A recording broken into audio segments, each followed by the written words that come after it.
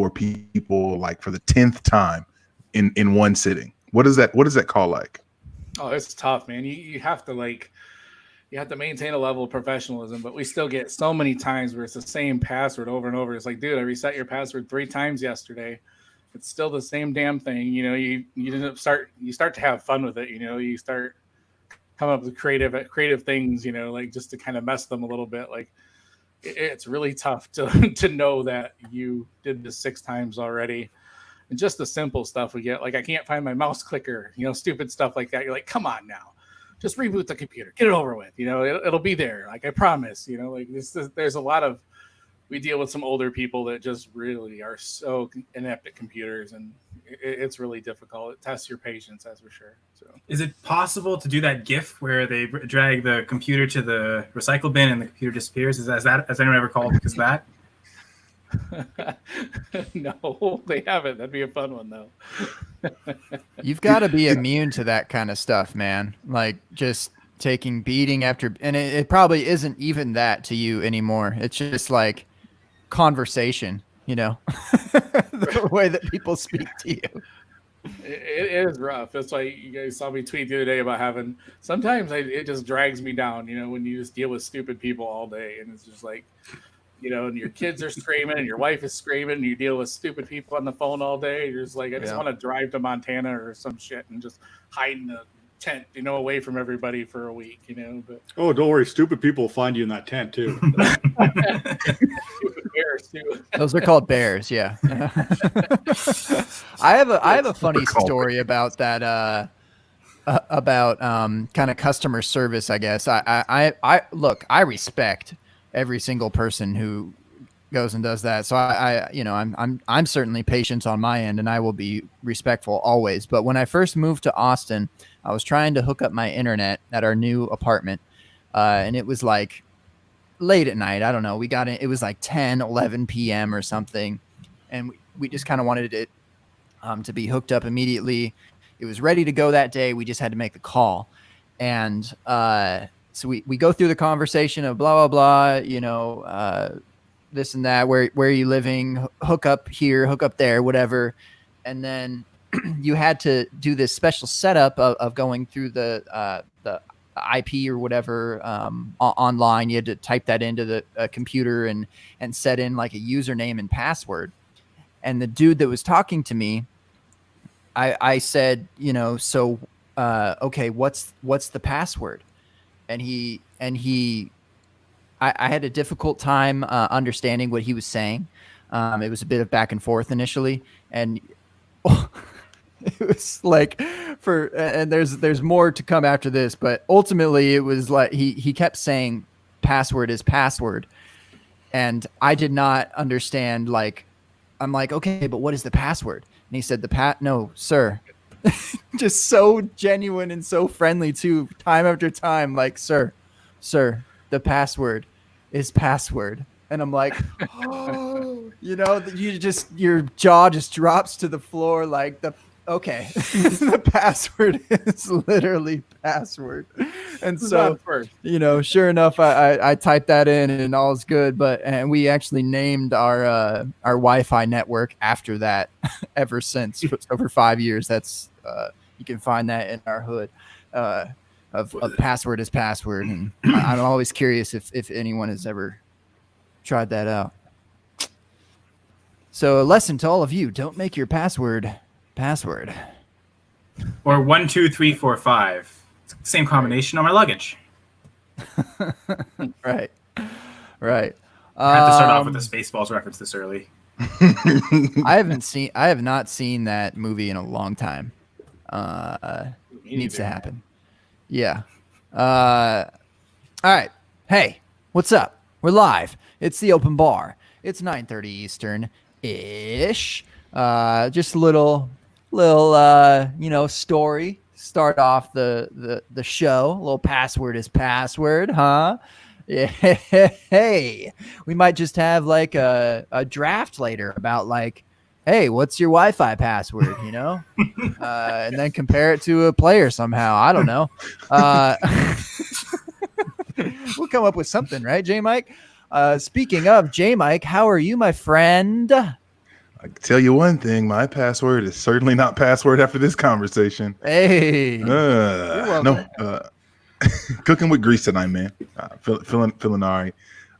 Happy to be back at the bar with my friends. It's been an interesting week. It's been an interesting day.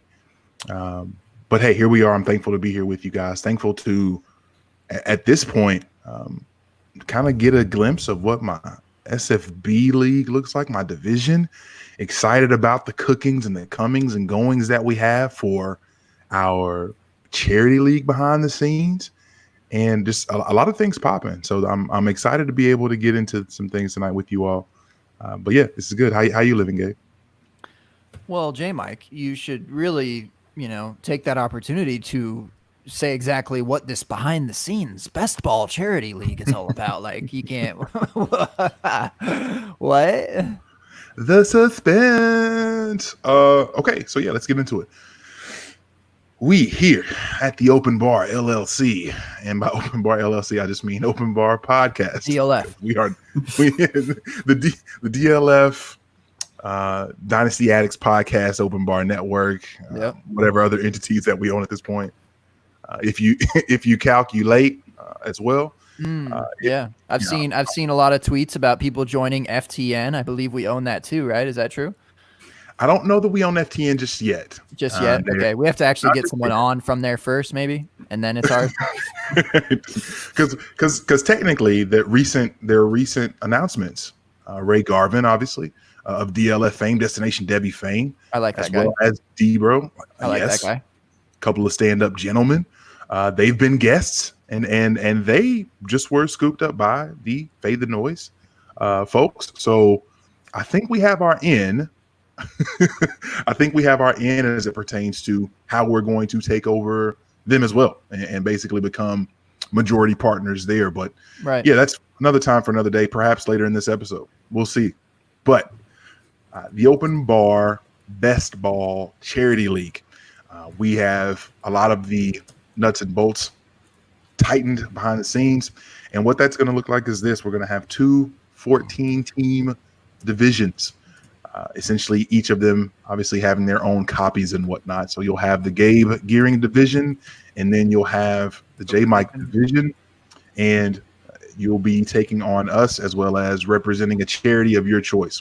So that's basically what it's going to look like. We're going to obviously. I think we've got 3 spots left, Gabe. 3 spots left. I don't know. You Let me made double up check. this entire league. I'm just like trying to follow along. So at last count, we had 3 spots left. So if you like in, if you want to jump in on the fun, you're going to have to let Gabe and I know as soon as possible, because essentially once we're full, and we're not going to go to some 20-team monstrosity on each side that gets a little bit wild. But essentially, we just want to do well. We want to get in the spirit of what SFBX is bringing to the kids, to bringing to people all around us. And if we have the ability to raise some money for charity to help better the lives of others around us, that's our goal to do that. So if you like in that, again, reach out to Gabe or myself. This is the last week that I'll solicit participation. If you want to, great. If you don't want to, that's okay. But again, DMs on Twitter at JMikeCheck, at the Open Bar Pod, or at FFManBun, one of our Twitter handles, to be able to check that out. But we want to be able to do good for a lot of the folks who could use it. So that's the goal. Best ball, fairly low stakes. If you have to give, great. And that's something that we're passionate about in terms of being able to help move the ball forward. So we're excited about being able to get that in. And I see Rojas already. Rojas said he's interested. See, very good. This is Look great. at So we need 2 spots now. Yeah. Yeah, but that's that. Only Thank only you. takes- Imagine only that. takes a People few who weeks. watch the Open Bar want to be in the Open Bar League. Shock. I am blown away, my friend. But yeah, that's that. All right, cool. That sounds great, J Mike. Thank you for introducing that to me and to everyone here. Yeah, that sounds great. It sounds like a great idea. I would suggest joining the GOAT division if we're at the point of like advertising for ourselves and trying to kind of, I don't really understand how this league works still, J Mike, but if I'm trying to like get people into my division and make us the better division, then here I am now, standing in front of you saying that if you want to be the GOAT, then you got to join the GOAT. Okay. So looking forward to you joining my division and leaving J Mike, I don't know, left in the chat, just in this so-called chat. I don't know. What are we going to do with J Mike? All right. We got people tonight. Let's go. You almost tied it together real nice. You try. I tried. It's just hard to be mean to you. I love you too much. All right. So we have guests tonight. We have some newcomers. I had no idea he was even going to be on the show tonight. That's what I was saying pre-show in our the Open Bar Patreon page. You can come and join us pre-show. I'm just kidding. We don't do that. But if it gauges interest, no. So we were talking like, I don't know who's on this show tonight. There's been replacements here and there, left and right. I'm just happy that we've got 6. We got a 6-pack tonight, buccos. So buckle up. All right. So let's start. Let's start introducing some people. I'm just going to go a little round robin of sorts. Kyle, Senra, my dude, my guy, one half of the Canadian ownership of the Open Bar tonight. How are you, my friend? I'm doing great. Love being on the bar. Canadian takeover here. I think we were saying it might be a record. So take that, Har. We got a record too. Mm-hmm. I don't even know if Har's in the chat though, so I may have to brag about that later. The standard is the standard. And it's Canada's time to shine. I'll take it. That is. I'm repping the country colors too, and the company colors, so it actually works well. Okay. Wow. All right. Good to have you back on, Kyle. Good to see you again. Josh, good to see you again too. Another vet of the Open Bar. How are you doing tonight? Doing great. Thanks for asking me back on. Absolutely. Are you willing to join the Canadian flagship for tonight and tonight only? I guess for one night I could do it. Yeah. I mean, I'm here for there's it. only 2 of them though. It's still a minority, but Big B, let's be honest. we can. If we're talking let about them have proximity, if we're talking proximity between, well, I mean, you and Dwight might be close. Proximity to Canada, I was born 20 minutes away. Yeah, I knew it. I knew See? you. I'm not where I am now though. J Mike's relatively close to Canada. I'd say, he's social distancing from Canada to a degree, but he's within reach. Montana kid myself, the 406. All right. How you? I know. I've been, hey, look, we'll get to you in a sec here, Matt. I've been to Calgary. All right. I've been there. I know about Canada. Come on. Love that freaking country, man. All right. So, Dwight, the People's Champion. I heard you talking mess in the chat about like, hey, Dwight, where'd you get that sweet moniker? And you're like, oh, I just came up with it all on my own. No influence whatsoever. I was like, hey, Peebles, man, who, why wouldn't I do that with my handle? So good to have you back, brother. How are you doing? Good. What I really said was all you guys, baby, all you guys. And yeah, I'll join the Canadian. I'll join it for today. Yeah. We're close enough. That's where my first time I ever drank at a bar was in Windsor, Canada. So that's like what we do in Michigan as we go across the border where it's only 19 to drink. At least it was when I was of that age. I don't know what it is nowadays. That was It's quite funny some because time ago. in Ontario, everyone goes to Quebec because it's 18 there. So it just keeps funneling Michigan to Ontario, Ontario to Quebec. So Right, Yeah, right. it is So- between 18 and 19, isn't it? Depending on the province. yep. Yeah. Okay. Mhm. I just knew I was 19, so I cleared it no matter what. Yeah, very interesting time in Calgary. First timer on the Open Bar, But Matt. what? dude. How we've seen you in this so-called chat that J Mike keeps talking about. All right. That you've appeared there, and that's I guess where J Mike extracted you and was able to actually bring you onto the show. So how you doing, man? How's it feel to be on the open bar? I don't know. It feels a little different now being actually on screen rather than off to that so-called chat you speak of. Yeah. Usually it's me and Tyler racing to see who can get into the chat room first, just to make our noise there, and then sit back. And like I said, if you're just watching, you got to be in the chat room. You have to check out the chat because it's absolutely lit. We have a good time over there. Like come to the open bar, stay for the chat kind of thing. That's kind of the joke we got going on in there. So. This is my open bar cherry today, so we'll see how this all works out in the long run. Can't see anything bad happening with that.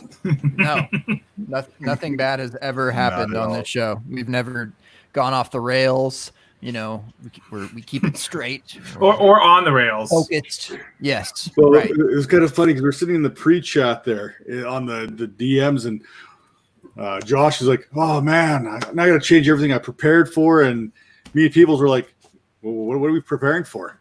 There's no preparation needed. Just go. So wait, you're a first comer on the open bar, and no one dropped the whole like you're doing the show sheet thing. No one did that. You know what? That doesn't even bother me because like the shows I do like with the Vipercast, we just have a show sheet. There's one written kind of out. Yeah. But within the first like 30 seconds to a minute, you might as well just crumple that off and throw it off to the side because. I think there's that authenticity of just kind of going off the rails. There's something to be said about it, right? So it's good to have that plan, but I think the best conversation, that's what I think is so great about the open bar, is it is an open conversation where it can go anywhere. And I think as a fantasy football fan, when you go to the bar, you're talking to your buddies or whatever it might be, this is exactly what it's like, right? So unscripted, so to speak. I mean, wouldn't it just be horrible if this whole time, like for three years, J Mike and I like actually had this like sheet, like we were finally exposed someday, like they were putting on a show the whole time. They weren't even just like being themselves. And I would imagine that'd be disappointing. J Mike. Yeah. Without question, to stand quote unquote on a brand such as No Show Sheet, only to turn around and actually have a show sheet, it would be wildly disappointing. I think that I have to turn myself into the podcast authorities and hang up the old microphone. It would be a really, really sad day. Yeah. That'd be some Black Mirror kind of stuff going on there. All of a sudden, open bar has a show sheet. J Mike, you would just be J Check. Oh, that'd be weird. Oh man. Yeah. You would just be G, not G squared. Yeah, I'd lose everything. maybe even the root of G. Yeah, I definitely have to be demoted in some way. At the very least, G divided by 2. Yeah, yeah. There's a whole math lesson. I know there's a whole math lesson that you're just absolutely nailing right now, but we don't have to get to it. Okay, J Mike, what are we doing, man? What are we doing? I see some people in this so-called chat saying province draft. Is that are we educated enough to do that? I am. Look, I've been to Calgary. All right, so hey, that's only 2. Can you properly spell Jerome McGinley, Mr. Calgary? Can you? Didn't think so. Hey, I'm the 406 god. Okay, come on. Unbelievable. All right, so there are a few things that I did want to talk about this evening. One of which was brought up by our dearest Kenny Pops, who's actually in the chat, and we'll get to that soon at some point because I think that'll be fun to see. Oh wow, where did Big B go? There's something that I have to say that I was literally about to intro something that has to do specifically with him. Would it be funny? Would it be funny if we didn't tell him and then we just brought him in randomly? And then what do you think? Just like that. And then Big B, on you. Your thoughts. Good call. There you go. I got a toast. No. Good call. Good call. I was just about to say, Big B, one of the things that you do, and I don't think that you or your show or anything gets near enough shout out for the work that you do, the fun that you have, and how much I enjoy listening to Fusion Fantasy Football. the podcast. And one of the things that you do that I love a lot is the fake fantasy football fight that you do, right? And so the premise behind that, for those that don't know, one of the things that Big B does is that he'll have a take of some sort, and whether you agree with the take or not, you have to essentially defend whatever side of the take that the coin basically does not fall on for you. That's agree to disagree. Oh, agree to disagree. Which has become more of my favorite. Fake football fight is just one big fight over one topic. It's a completely out of control debate. But agree to disagree, yes. I mix games. My apology. Agree to disagree. Because you'll bring people on and you'll talk through agree to disagree. And it's easily one of my favorite things that happens on podcasts, because you have to talk through something that you don't necessarily agree with. And I want to give that some adaptation. I want to give that a little bit of light. And I'm going to rename it just slightly, just for the open bar sake. So we're not infringing upon any kind of trademarks that you may have. What do you mean? We own it. Yeah, I was gonna say, don't you own it now? Isn't that we own the it. way it works? Yeah, like vampires, where you're just around. If we can shout out to all of the graphic makers out there, if we can get an agree to disagree graphic for the show. With the open bar background. Yeah, I don't care. I'll take graphics. We appreciate it. But I did want to ask you guys a couple of things based on, again, I love diving into ADP because I love seeing the mind behind how people really feel about things. So basically, this is going to be called Tell Me a Story. It's the name of what we're about to do. Tell me a story. Gabe, are you okay with this? As long as it's one-word answers. That's a whole nother thing. See, now you're getting me off my game. Open bar, one-word answers. I know, it's open bar, one-word answers. Come on, we know what that means. Come on. One word minimum. So tell me, I need everyone to tell me the story of how this actually happens. Okay, so whether you like it or not, I need a little bit of input. It doesn't have to be some long, basically outline, some thesis about how this is going to work, but I do want to hear your thoughts. So one of the cover stories that they had on DLF today is David Montgomery, a dynasty stud in the making. And I said, oh, this would be a great tell me a story. Tell me a story, and we'll start with you, Dingus. Tell me a story where David Montgomery becomes the knight in shining armor that we thought he could be prior to the 2019 season. Tell me a story. Is that in one answer? Okay, so the indigestion sets in. Okay, so they've got, whether you believe in Trubisky or not, it's coming down to Trubisky and Foles. And I do believe they want to run. Chicago always wants to run the ball. They've always wanted to run the ball. They've got Allen Robinson. We know Trubisky, if he's in, he can only throw the left side of the field. So they need someone to expose either the middle or be able to get off to the right, and that's where David Montgomery comes in. I think you remember that old little Twitter thing. It was like David Montgomery has feet of Saquon Barkley, and David Montgomery has the catching ability of so-and-so. David Montgomery is he's only going into his second year. Like, let's pump the brakes on the hate for David Montgomery right now. He's been dropping in the ADP, and I think right now, where you're finding him in the ADP, he's come almost into a value now. A lot of people drafted him in his rookie draft in the 101. Well, probably no, it's like a 101, but 102 to 104 kind of range is where you found him in your rookie drafts last year. I think when you're doing dynasty startups and stuff, you're looking at him in the fourth, maybe fifth round. Now you're probably looking at him probably in the sixth or seventh round in your startups. So right now, David Montgomery is a value pick. And I think Chicago wants to get to running the ball, especially in the NFC North there. They want to pound the ball. They want to get back to what they do. Foles does best when he's running that RPO action. If Foles is the man that we think he may be and replace Trubisky, they're going to want to do a lot of the things that Philadelphia did there with that RPO. And that's where David Montgomery is going to gain that value back, so to speak. All right. Thank you for your story, Dingus. Now it's up to everyone else to tell us if we liked your story, if it's something that we could sleep at night with, if it's something that could really help us reach our hopes and dreams in life. Fellas, tell us what you think of Dingus' story here. I mean, you can sell it like that. Yeah, go ahead. No, go ahead, Josh. It's Dwight. I'll go. But okay. Sorry, I can't see who's talking.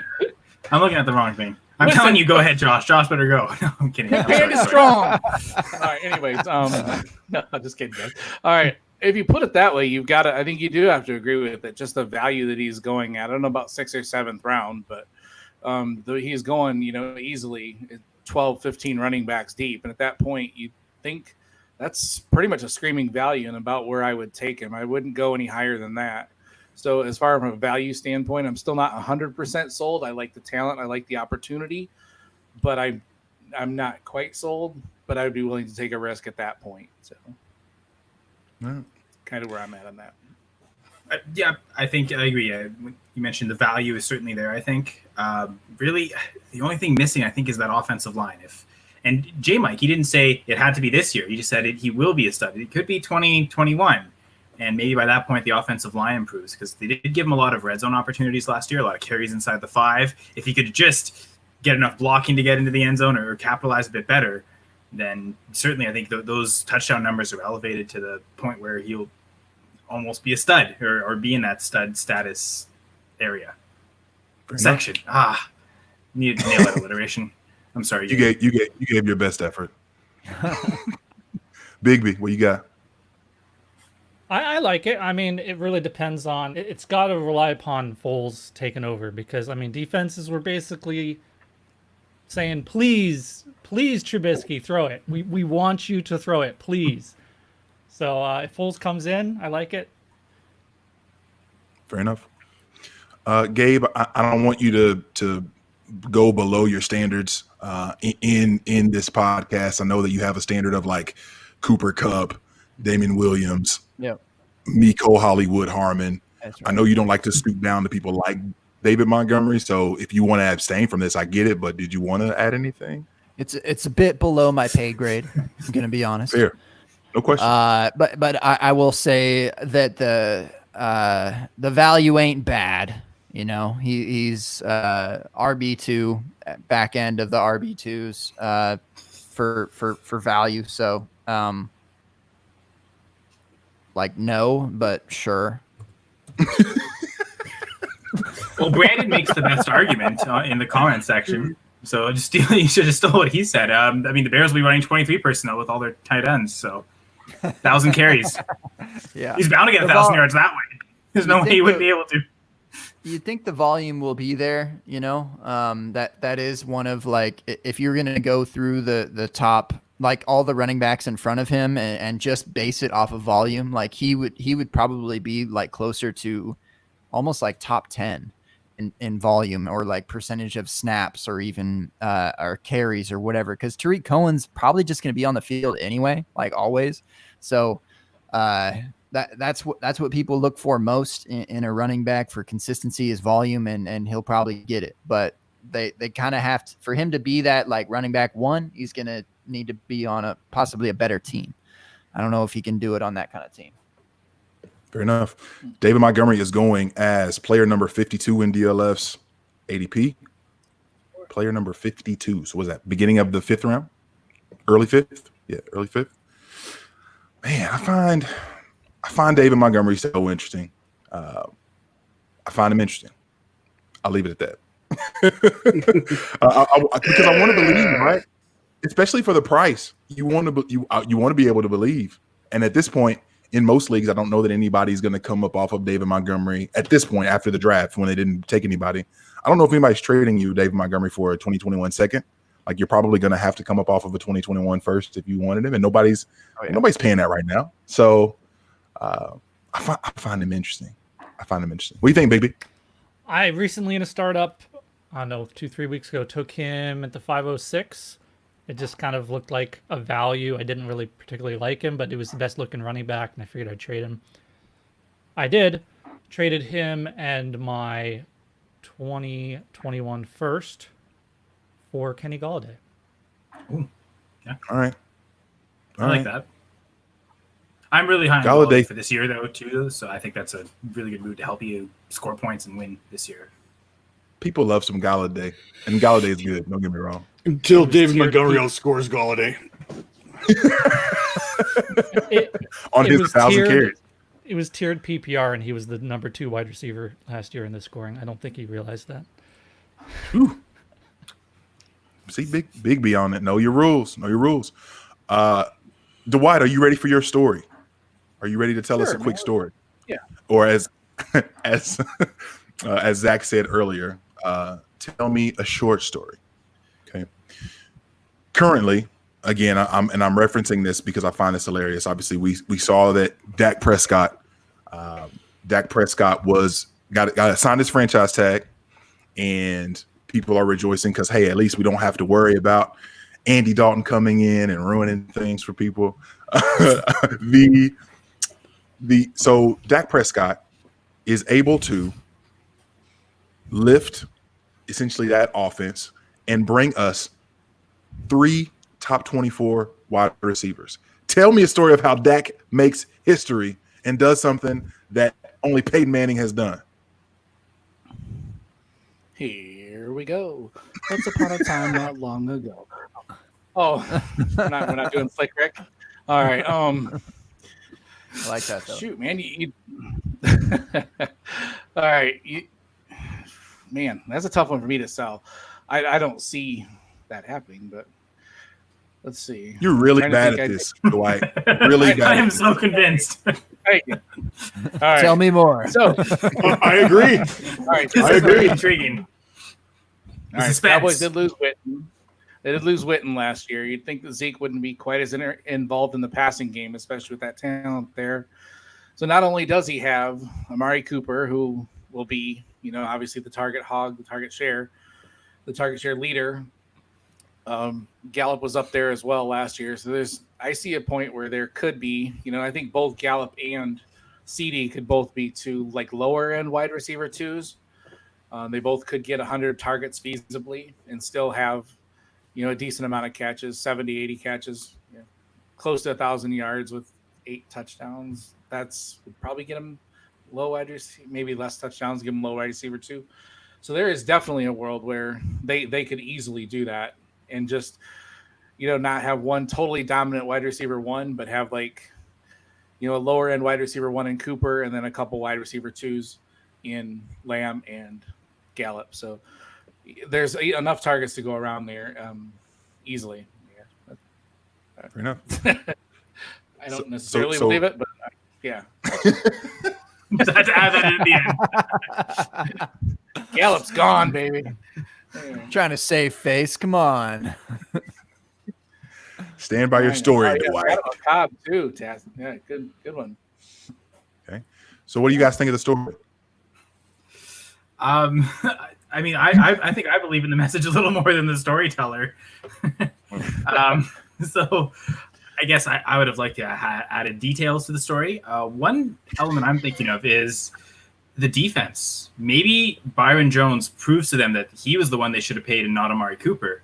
And that pass defense has a hard time stopping teams. And then suddenly, like as Zach just mentioned in the chat, Dak has to throw 625 times. If that's the case, and we know with Mike McCarthy, he loves running 11 personnel. He loves funneling things to similar target players. I don't think I know he said he's changed a lot of things. I don't know if that is necessarily something that has to change or will change. And I think the way the Cowboys are set up, that those top 3 targets are going to be the top 3, and by a wide enough margin that it could happen.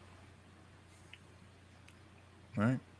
Any other thoughts on Dwight's story, or even if this is even possible? Do you think he can do the? It is possible. I was doing looking at Dallas the other day, and it's once you take away. I'm not a vacated targets guy, but just you figure they're at least going to throw near what they threw in the past. And Cobb and Witten took so many more targets than you think. They can absolutely support 3 wide receivers. Even just what I had for projections there was putting the Amari and Gallup and Lamb at what would be the 3-year average of equivalent of like wide receiver 7, 18, and 33. So it only takes Lamb like another 20 points to get up into the top 24 from there. So, I mean, that's a few touchdowns and boom, you're there. So it's not crazy. It would be very touchdown dependent like we saw with Calvin Ridley his first season. But the Cowboys lost 33% of their targets. Yeah, Gallup and Cooper didn't do exactly what they did last year, and there's plenty of work for Lamb left over. 180 targets, or 190, 33% from last year. It's going to depend a lot, I think, on whether Blake Jarwin can really step up and be the tight end they think he can be. I'm not entirely convinced he can be, because it's not like there's been stretches where Witten wasn't there. And where was he then? So, right. Yeah, that first year, I mean, he was having a hard time competing with. Oh, geez, there's a whole group of names. Schultz, yeah. Can't think of anyone else. Sorry, other Cowboys tight ends. I think there were like 4 guys there. Who left for the Jaguars? Yeah. That's going to be tough for that to happen. Yeah. That's going to be tough. That's a hard sell. I mean, just in comparison of these like 2 stories that we just did, J. Mike, like the Montgomery thing's like totally, doable. Plausible. Yeah. Well, to be fair, it was also more subjective, right? It was, he become a stud? We didn't really say, okay, top 12, where it was very numbered and very specific with the Cowboys one. So, it's stories with numbers are a little trickier. Yeah, there's a bit of a correlation between, success and being an RB1, though, I suppose one would think. And with the three top 24 receivers, I mean, you have to, a lot of things have to go perfectly. You have to have they're going to be pissed if he has 3 top 24 wide receivers and they didn't get him under contract for 5 years, because he's going to be asking for a whole lot more next year on this stupid franchise tag money. And then not to mention Zeke's still there. And that didn't necessarily like bake into the Peyton season. I was just looking at that while y'all were speaking, that Noshawn Moreno still had an incredible season that year and was a top 5 running back. So that can still happen and coexist. But do we think that CD is ready to propel himself into that role of being like the Wes Welker basically kind of equivalent, I guess, is like the 3rd best wide receiver in quotes, or maybe it's Gallup. I don't know. Like, I don't know if that can be done. That's strong, but I don't think we necessarily need it either. Like, we just know that offense is elite, and any part of it's going to be a good part to own. Well, Dwight needs it for his story to come true. So the rest of us don't need it, but yeah, sorry, Dwight. And good point with the Broncos. I mean, they also had Julius Thomas, who had a ton of touchdowns that year. So even if Jarwin that was a historical year, like just untouchable, like on all facets, like just with Jarwin, sure, lead the team in touchdowns, but man. So Dak has to throw 50 touchdowns. That's all it is. It's easy peasy. Yeah, and hope none of his receivers get COVID along the way. Yeah. Just had to bring us down. Way to keep it real, Dingus. Way to keep it real. Well, hey, Zeke's already had it. He's going to be immune. He's going to be ready to roll for the whole season. You're not going to have to worry about Zeke, but these other receivers, like, you don't know what this is going to play into. So to project 3 guys finishing the top 24 with how we're overseeing in sports right now is very difficult to even think of, because there is so much uncertainty, right? You catch that, and you're down 2 weeks. 2 weeks of lost season is really going to be difficult to get you into the top 24, regardless of what you're doing.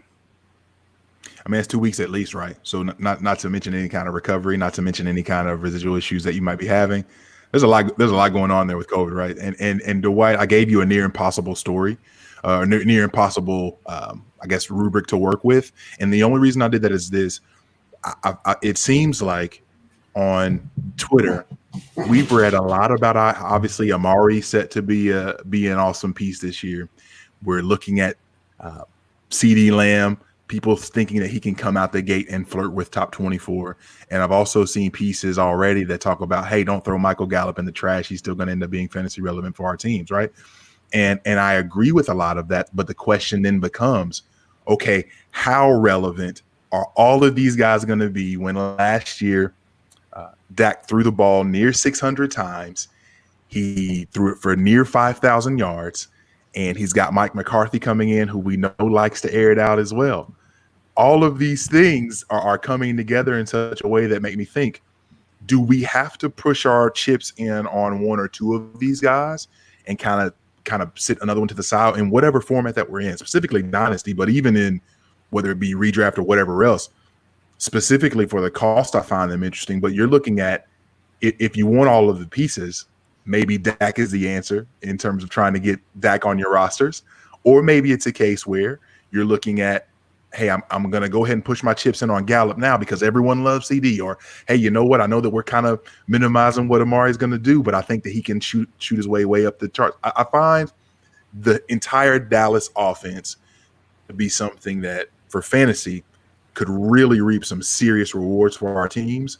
But I think that if you push your chips in on the wrong person, like you could miss pretty bad and be really frustrated, because I know a lot of the folks that were buying in on Gallup prior to them taking CD are extra sour right now, like big mad.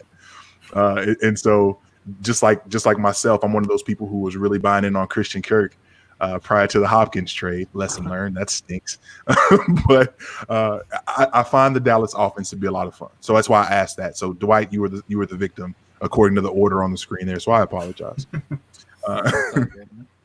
And what if, because of COVID, it's not so much that they have to do extra well, they could just be what I said, what would normally be wide receiver 33, but because other receivers are falling out of and scoring less, he could end up being top 24. Those are some hot projections there. If anybody's got the COVID projections, that would be I'm gonna need that.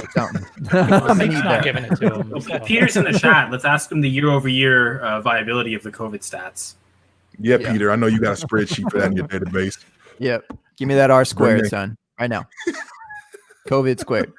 Zeke had just invited the entire Cowboys offense over for chickenpox party. They just are all going to get it and they're all going to be good. Chickenpox parties were so underrated. So that's how y'all get down in Canada. Okay. Sinra, you been to a chickenpox party? Oh, man. Oh, he's speechless and frozen. Oh, no. We'll take that as a yes. All right. So Sinra's getting skipped on this question. So this is coming to you, Big B. Last season. Oh, KOB's in the chat. What's up, Kevin? And major shout out to everybody in the chat. Golly, I haven't shown you guys love. It's been 40 some odd minutes already. Shout out to everybody there. Zach's keeping it lit. Stompy's in the building. Rojas, what's going on with you? Peter Howard, of course. The Godfather himself, Peter Howard. Love you, man. Casey McCoy's in the building. What's up, Casey? Sorry, no Jeopardy this week. I did not have the time to try to finish that today. Kevin Tompkins keeping it lighthearted. Kenny Pop's also in the building. Tons of fun, tons of folks showing us a bunch of love. So appreciate seeing y'all. Stoops in the building too. What's good? And look what he did to you, Big B, on the order on the screen. So he comes back in and he boots you to this point where he's like, I didn't want to tell this story here, so he was scared. So conveniently, my internet kicked out right at that right moment. Haha. Because that was such a convenient moment for me. Very good. All right. Big B, this is on you. Last season, DJ Moore finishes in PPR as wide receiver 16. Wide receiver 16. Among running backs, Christian McCaffrey obviously finished tops in the land. Tell me a story in 2020 where they both finished top 5 for their position. Top 5. Well, Christian McCaffrey just has to keep doing what he was doing. He doesn't need to change. In a new offense. He can just do what he does. I don't care if it's a new offense or not. He can still just do it. I mean, DJ Moore was already averaging somewhere around the wide receiver 8, I believe, towards the second half of the season already. Now we come in, you got that new offensive coordinator, Kelly, right? He's going to come in, boom, set up his new system, take the league by storm. We've seen these first-year college guys do that. Maybe second, third year won't be so great, but this first year, maybe they won't have it so figured out. And guess what? Teddy Bridgewater is actually pretty good. it turns out. And he's an accurate passer, and that's all it requires. He can get the ball to the playmakers, and he's a playmaker. And those other weapons are out there making room. You've got Robbie Anderson now running down the field. Of course, McCaffrey's always a threat right there, so they got to keep an eye on him.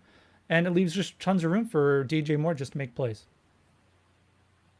And Ian Thomas. He's out there clearing out room too. Yeah. Top five tight end. Is that what you said, Big B? I think you said that. No, that's not what I said. All right. I'll put it on the ticker. Good call. I like it. 15? Okay. Yeah, 15. And what's funny is this, and I want to hear your all's thoughts on the story. And thank you for your story, Big B. One of the things that's really interesting to look at. So last season, the top 5 scorers in fantasy last season for wide receivers in the 2019 season: Michael Thomas, Chris Godwin, Julio Jones, Cooper Kupp, DeAndre Hopkins. The outlier amongst targets in that group was Chris Godwin, who only had 120 targets in 14 games last season, but finished as a wide receiver number 2 on the year. DJ Moore, 135 targets last season. So I find, anyway, I want to get your all's thoughts first. So what are your thoughts on Big B's story at how they both get there? I think Teddy Bridgewater is key, and then love that he mentioned that, because I think that's a big thing. He's a lot better than Kyle Allen, and Will Grier. I think and the one thing about Bridgewater, we saw it with the games with the Saints last year, he was hyper targeting Michael Thomas. So there's thought that Moore could, as J Mike said, 135 targets seems easily attainable this year for Moore. I agree. I think Moore is going to be big. I think Moore is going to. I think we were talking. I think it was last week. I think DJ Moore was kind of that wide receiver 5 or something in most drafts right now. And I think DJ Moore has that ability with Teddy Bridgewater. We know Cam Newton probably ran the ball a little bit more, especially in the red zone. I think they could use DJ Moore as a target in the red zone now a little bit. So I think that he's going to get a few more touchdowns, which will boost up those numbers a little bit going forward. So we're thinking of looking at DJ Moore. McCaffrey is McCaffrey. He can take probably 100 points. He could probably lose 100 points and still be a top 5 running back, right? So it's going to come down to DJ Moore. And I think with Bridgewater, probably more passing, as long as he stays healthy. I think that it's very plausible you could have both of them in the top 5. Okay. Big B, look at you winning people over. The bad thing about Ian Thomas is I think Jared Cook's worst games were with Bridgewater. I don't know if that means anything or not, but more targets for Moore. It's almost like you've done this game before. I don't know. Well, how many targets did Michael Thomas have with Teddy Bridgewater? No clue, but that man ended with 185 last 400. season. Is bonkers. It was a higher target share than even with Breeze, if I recall. And I think you could expect something similar with Moore with Bridgewater. Man, I find. Okay, just real quick. And Gabe, did you give your piece yet? I mean, did you say your piece? I'm just kind of excited to see the Panthers with Joe Brady. Like, just imagining like what happened in LSU season to happen for the Panthers would just be like, I know it doesn't exactly translate like that, and we've seen that time after time, but it would. I don't know.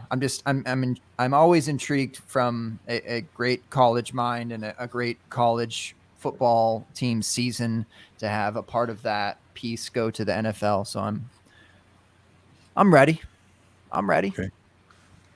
I'm just really interested. Obviously 2 out of 3 of them are very easy, I think, in a lot of people's minds. I think it's the Teddy thing. And you have to start talking about Robbie Anderson. You have to start talking about, I don't think y'all mentioned Curtis Samuel, still a baller. And he's the threat to DJ Moore, really, if anything. But talk about 3 top 24 wide receivers. Let's go. DJ Moore, Curtis Samuel, Robbie Anderson. Come on. Put it on the board, J. Mike. Let's go. Who wants that open bar bet? I take the 3 Panthers wide receivers over the Cowboys. Come on, let's go. Unbelievable. No one wants it? I didn't think so. Well, speaking of things people want, I have the Thomas targets if you want. What do you have, Sandra? So in the games where Teddy Bridgewater played, Michael Thomas's targets were 13, 7, 9, 13, 12, 11. Golly. And I mean, right after that, 14, 10, 11, 8, 15, 12, 17. So it seems like it, I remember seeing that stat too, Josh, where someone did mention that the percentage went up, maybe just less overall volume with Teddy. Because I do remember, I'm looking at some of the attempts he threw, 30 attempts, 27 attempts, 30 attempts. I guess I don't have Breeze's numbers, but I would assume Breeze threw more passes in certain games than that. So you have to go back to share. Yeah. Yeah. I don't have time to calculate all that. Math is fun. But use that metric system. Yeah. At this point, it seems like everyone has become a DJ Moore stand to some degree. Like everyone's showing out. Gabe, you're supposed to check me on that. Not everyone. Many people in the dynasty sphere really Who love is it though? I couldn't check you on that. Right? Well, it's finally true. Yeah, it's finally true. Everyone is actually a DJ Moore fan. World peace, bring us world peace, DJ. So I guess what I find interesting is this, because at this point, the price that you have to pay to try to be able to acquire more, like two firsts, like 2021 firsts don't get it done, right? That's safe to say. Okay. What if I'm bringing you 3 2021 firsts for DJ Moore? Are you trading me your DJ Moore? I would. Yep. I would. Yeah. The 2021 line class is no joke either. So, as of right now, you flip 2 of those first, you could maybe get an elite running back. And I mean, as much as I do love DJ Moore, if I could trade him to get an elite running back, I'd do that. Well, think of how many David elite running back. Yeah, there you go. That's exactly where I was going. You only need one of those first to get David Montgomery. Yeah. Let me tell you about David Montgomery. Big you kind of looked at me with the side eye here a little bit, like you were thinking about that. The 3 first or DJ Moore. Where do you lean? I mean, if you'd have to be a bad team for me to do it. Right. That's all. Okay. Well, if you've got 3 2021 first, you probably have no one on your roster to begin with because you already traded everyone for those firsts. Not true. And in the chat, not everyone, 2 people. We've got a couple people saying Juju or DJ Moore. What do you guys think? Juju or DJ Moore? Who would you rather have? Moore. I'm also incredibly hesitant of the quarterback situation there, not just this year, but long term as well. Although maybe Juju's not there long term, so who knows? But maybe we've seen Juju's ceiling. Maybe that second year was his peak, and he'll never reach it again. I would feel much more confident with Moore certainly going into this year. Okay. Well, we've seen exactly what Juju looks like with Mason Rudolph and Devlin Hodges there. So, and I don't see Ben Roethlisberger playing more than 1 to 2 more seasons there. So, yeah, I have to take more on here. I'm sure Peter's got a fantastic spreadsheet set up for Juju and showing you how much better he is than Moore. And he's probably not wrong, but for me, I still want Moore. Okay. Moore feels safer, just because of the situation he's in. Juju, I think, is more talented, but in a scarier, more uncertain situation. So I think I would take DJ. If we're talking trade target, I could get behind the argument of Juju because he's probably cheaper right now. Oh, a ton. That's where I'm at. Yeah. So probably 2021 first. Yeah. Shoot. So if you get your 2021 first for Moore, you turn around, you get one for Juju. So now you got 2 firsts and Juju for Moore. There you go. You like Juju more you can still get David Montgomery. If you like Juju more than Moore, you can probably trade DJ Moore for Juju and David Montgomery. Honestly, I mean, but but in your leagues, think about the folks who have DJ Moore in your leagues. Think about that for a second. You likely would have to put a package together like that. you'd likely have to put together a package of like Juju, Right. a 21 first, and the David Montgomery to get someone to think about it. And even still, Really, it would take that much? Oh yeah, people are not the DJ Moore heat right now in wrestling terms. The DJ Moore heat is hot and heavy. Underrating it then, huh? Okay. Heavy. And people I think would still probably look at you sideways because of David Montgomery. Like that would be the like people would just be like, I don't know about David, man. Can you give me Raheem Mostert? Yeah, right. Now Chris Carson, then we could talk. Yeah. So That's I like that guy in the trade. That's like that guy in the trade. You know what? Dave Montgomery was so bad. I'll take him off your hands for like a second or third. If you throw this, it's that guy, right? It's like if you throw him in, I'll take him. Tries to reason with you. Yeah. You know what? I'll take him off your hands. You just throw him in, and we'll call it even. Like, all right, man. Let me convince you how bad this player is that I want from you. Yeah, exactly. Yeah, dude, he's not worth anything on your roster. Just trade him to me. Like, what's the problem? You should even give me a pick too, just for taking him off. Give me. It's so interesting. Let me look up their ADP real fast. This is fun. I did not expect this conversation to break out because I also did not expect because Juju scared the crap out of people last year, right? We put all of our faith in the next heir apparent in the Steelers' wonderful passing game, and everything points to obviously with Juju's impeccable profile coming out of college and all the billions of targets they saw next to Antonio Brown. And people were moving him up to wide receiver numero uno prior to last season. Here we are a year later, and when we pull up wide receivers, June 2020 ADP from the good folks over at DLF, Juju Smith-Schuster is now wide receiver 7, which I think that's rebounded to some degree in the last few months because I don't remember him being that high still. But anyway, he's wide receiver 7. DJ Moore is wide receiver 6 right now. And again, DJ Moore finished as wide receiver 16 last year, and he's wide receiver 6 in ADP. So just food for thought in your leagues where if you want to try to maximize value, I feel like both of those guys are really interesting points because at this point, Juju Smith-Schuster still young enough to where even if he has a so-so season this year, I think people will still be able to ride with him. And the same for DJ Moore, right? People will still ride with these guys because they're young enough. But will the value ever come back to what we're looking at right now where these guys are wide receiver 6 and 7 in Dynasty? Like I don't know. I find the value versus production for them, the weight, I just find those interesting because I like both guys.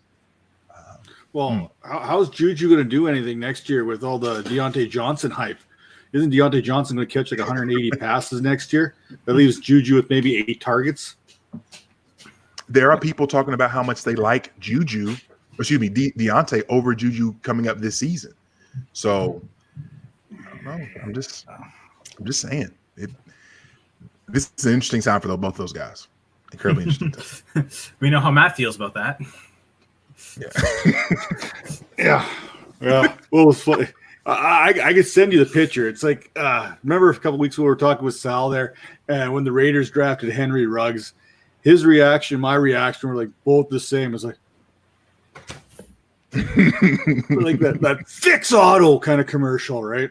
And that's exactly what I'm feeling right now when you talk about Deontay Johnson being a better option than Juju Smith-Schuster. So is that a Canadian thing, by the way? Fix Auto, do you guys have that in the States or?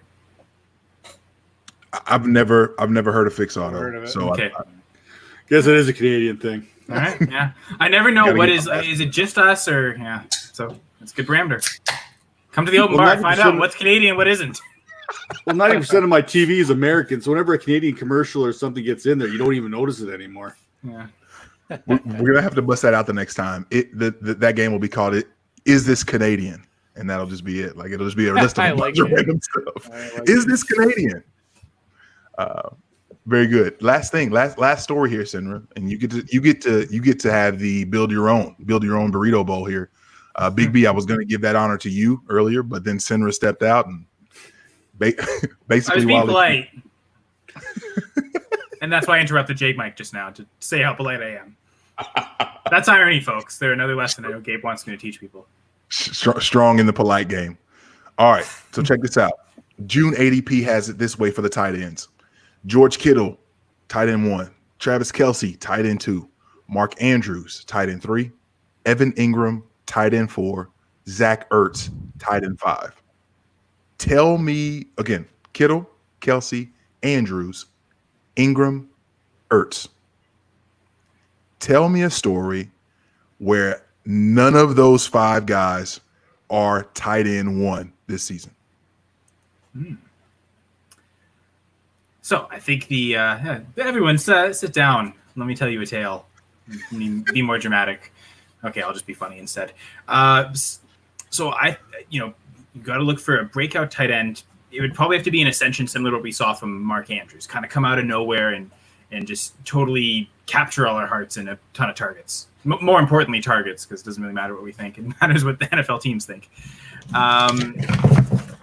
So, I want athletic freak, someone who is, the clear tight end 1 and maybe even a very clear path to being the number 1 overall target on his respective team. They only talk about one person. Great storytelling. Maybe I need some advice from Dwight. But so, who are these mass athletic freaks that could be the guy? I go right to Mike Gesicki, actually.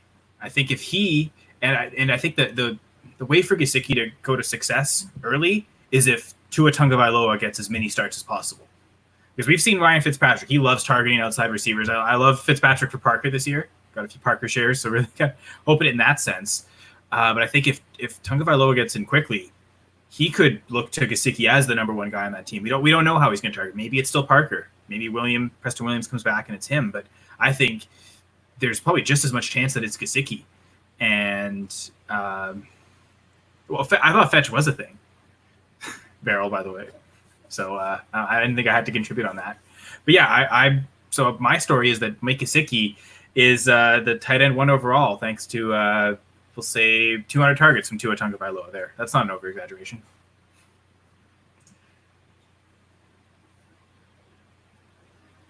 Hey, Mike. Nope. Found that shortcut key. The mute. Yeah, I did. Sabotaged by the shortcut. 200 targets. That's funny. So, fellas, the last story of the evening. The Sinra effect here. And Gabe, I don't know. Did you hear the question? Did you hear the tell me a story?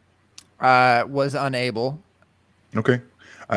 So just real quick, basically the premise of the story was, okay, so the top 5 guys in the ADP for tight ends: George Kittle, Kelce, Andrews, Ingram, Ertz. Tell me a story where none of them are top.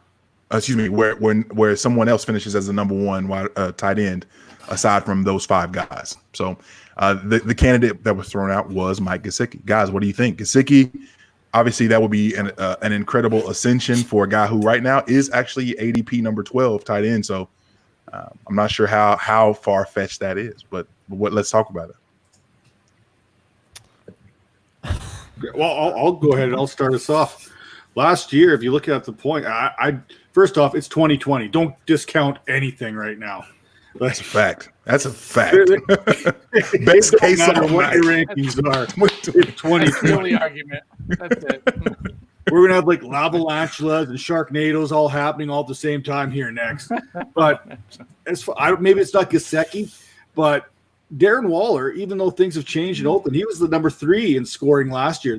He's still the top target, in my opinion, in Vegas. So yes, there is a possibility where he becomes the number 1. If you look at it, Austin Hooper, he was in the top. He was number 6 last year. He's got an opportunity, maybe not as good in Cleveland, but with OBJ and Jarvis Landry and that fun cast they have there. But he was number 6. And the way things are going in 2020, I'm not willing to bet that Kelce and Kittle and Andrews are that tight end 1 this year. They're definitely the best in their position. But with how this year's playing out right now, I don't want none of that smoke right now. Yeah, have fun predicting tight ends from year to year. Yeah, no kidding. The three names that pop up in my mind that could also potentially do it are Hunter Henry, Hayden Hurst, and Jonnu Smith. A couple guys in the chat said that too. I don't see that happening. I'm not a good storyteller, obviously, but I think those are three guys that could potentially. You don't say. You know, I don't know. Hurst is going to hop right in there. You know, he's got all the talent in the world. Supposedly, he's going to take that Austin Hooper role right away. A better athlete than Hooper. Jonnu Smith, we've been touting him for it seems like 7 years now. Hunter Henry, same thing. I feel like he's been hanging around there for years. Maybe he puts it all together with a rookie quarterback or Tyrod, whichever you want to go with. So those are three outside ones other than Gesicki and Waller. But yeah, it's going to be really hard to break that top five. Like, that's a pretty good top fives. And another name there is Higbee. Look at the last 5 weeks of the season for Higbee. Look at those numbers that he put up. They're probably on par, if not better, than any other tight end last year. Tyler Higbee's last 5 weeks, from week 13 to 17. I don't know, we don't count week 17, but you look at those numbers, and I bet you those are just as good, if not better, than any other tight end. Which means Jared Goff is kind of a sneaky quarterback going into 2020. I can tell you a different story. Don't forget about Evan Ingram. We couldn't say no. He was included in the ones we couldn't talk about. He had to. Okay. Yeah, he's top 580. Well, right now. I didn't hear that, so I'm coming in and saying Evan Ingram, J. Mike. Well, he's going to need to play. Slow down, Turbo. Mute me.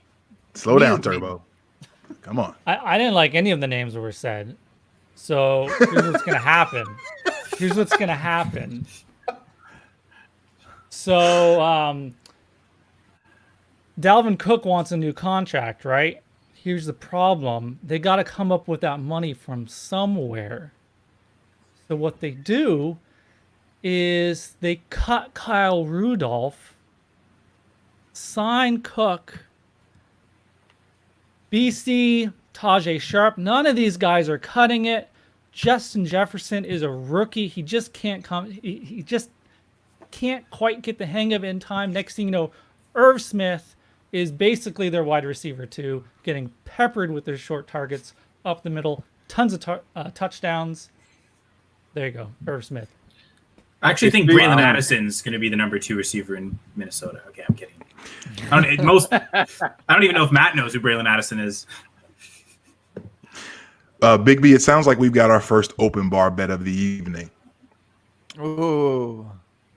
Unless you're talking about the wide receiver 1, because you said number 2 option being Irv Smith. Unless you're saying that my main man's Justin Jefferson is going to be wide receiver 1, then that means you're relegating my man's to somewhere that he shouldn't be. So I said he struggles. He's a rookie. That's all. To you, sir. Shake my hand. Let's do this. More targets in 2020. Irv Smith, Justin Jefferson.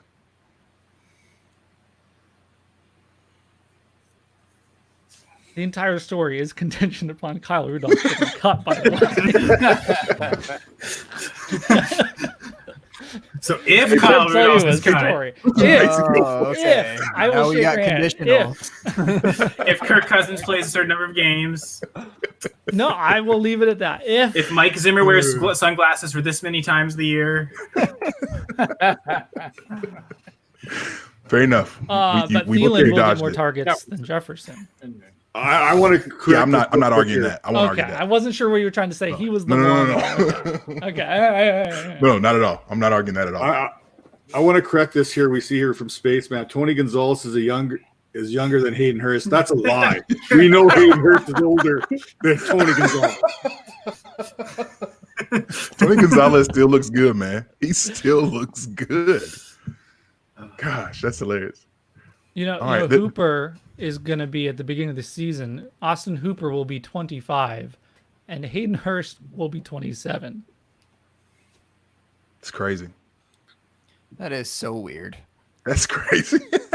Granted, only for another month and a half, but it's like still. It's like Brandon Whedon. The Brandon Whedon of tight ends. If I could comment on the stories that commented on my story comment. Oh. A rebuttal for the rebuttals. Yes. Okay. Well, just I like the names that Dwight mentioned, especially Jonnu Smith, because similar to Gesicki, he could be in position to have a similar target share to the top guy there, which is AJ Brown. I think just because he broke out right away as year one, I think you'd probably say he's more better established than Parker is, who, while he did certainly break out last year, did take 5 years. So I think we'd lean towards the rookie who did it immediately, but Smith could come close to that target share still. And I don't think there's any tight end there that's going to take him off the field. So yeah, I definitely like those names too, Dwight. J Mike, have we been paying attention to that auction at all? What are we doing? Why are we even celebrities, dude? We're not good. We're not good at. No.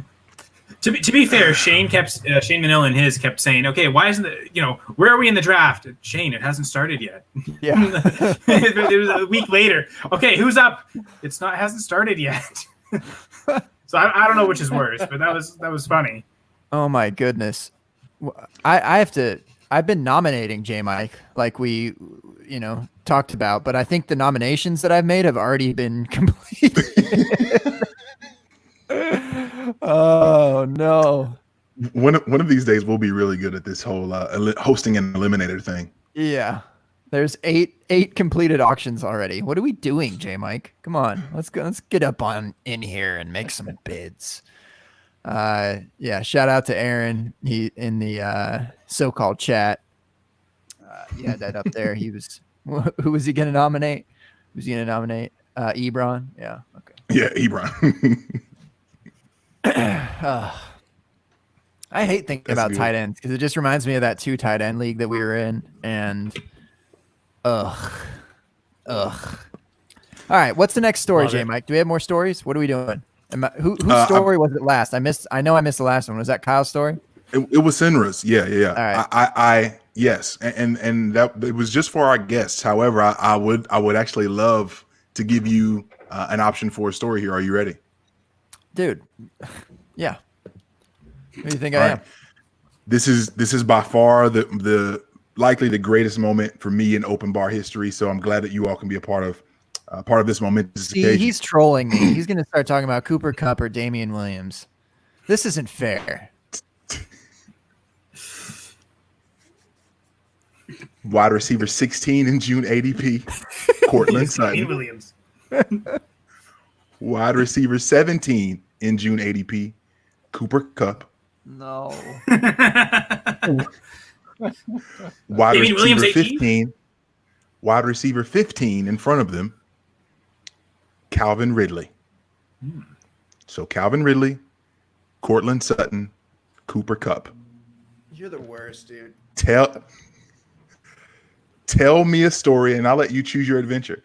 Tell me the story where one of them finishes as a wide receiver 1.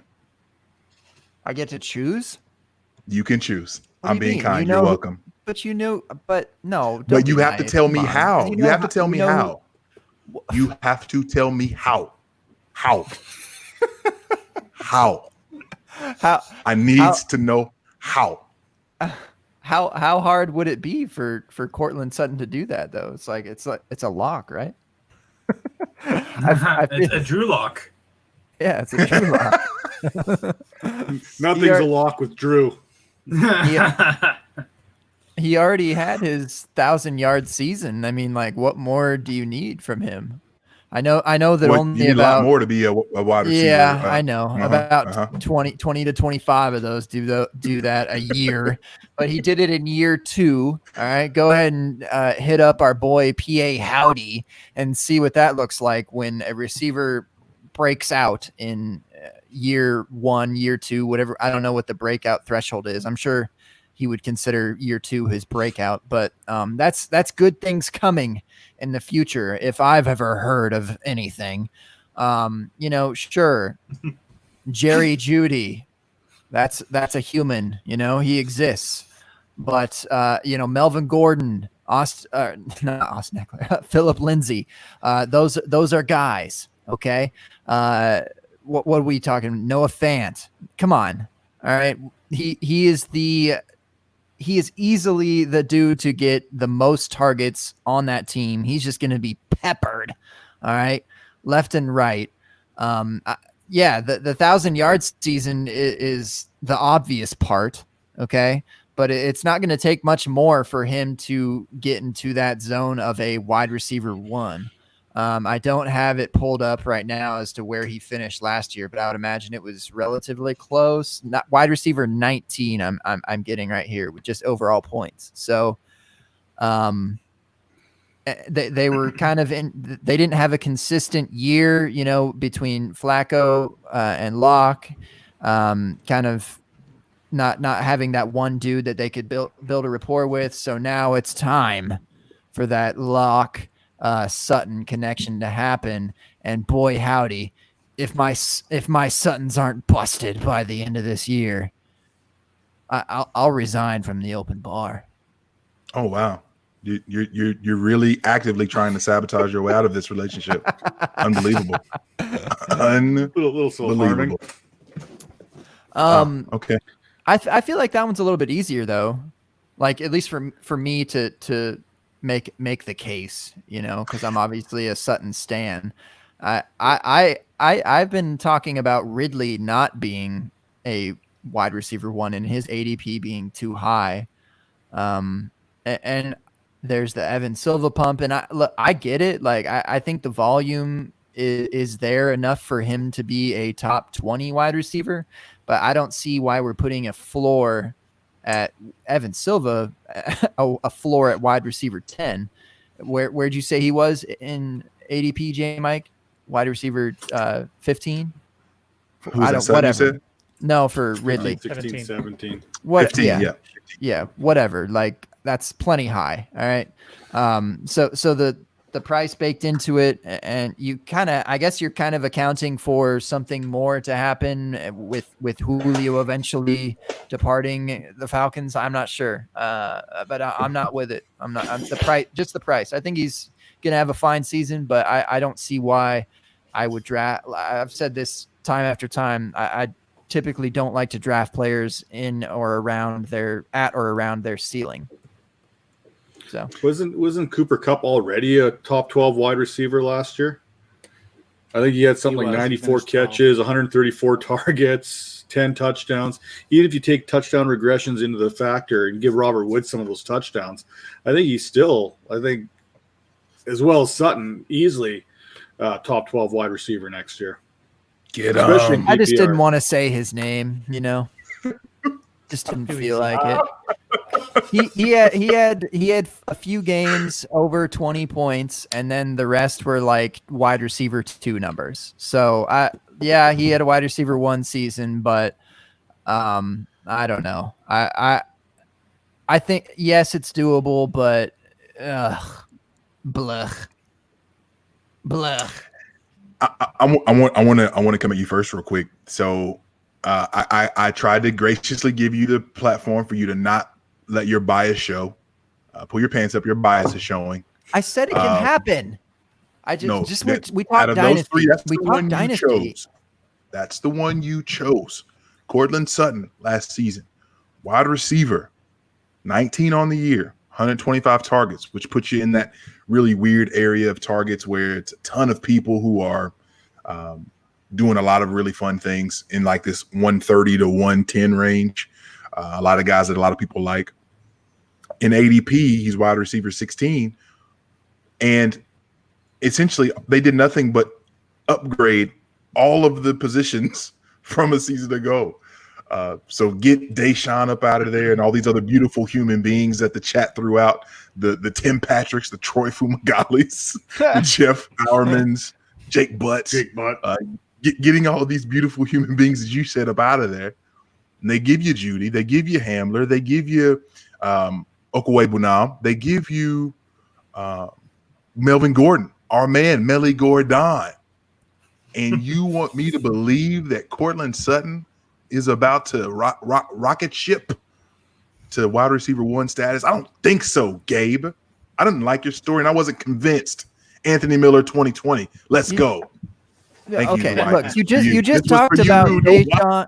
You just talked about guys that are not there anymore, or whatever, or irrelevant now. Like Manny Sanders was there, Deshaun Hamilton there with 50 targets apiece. Give those to your apparent boys and Jerry Jeudy and Hamler. What, I don't care. Like whatever, dude. And Royce Freeman's now dead, so he's getting the 50 targets that he had last year for Melvin Gordon. So it's lateral, I guess, if you want to talk about like upgrading positions.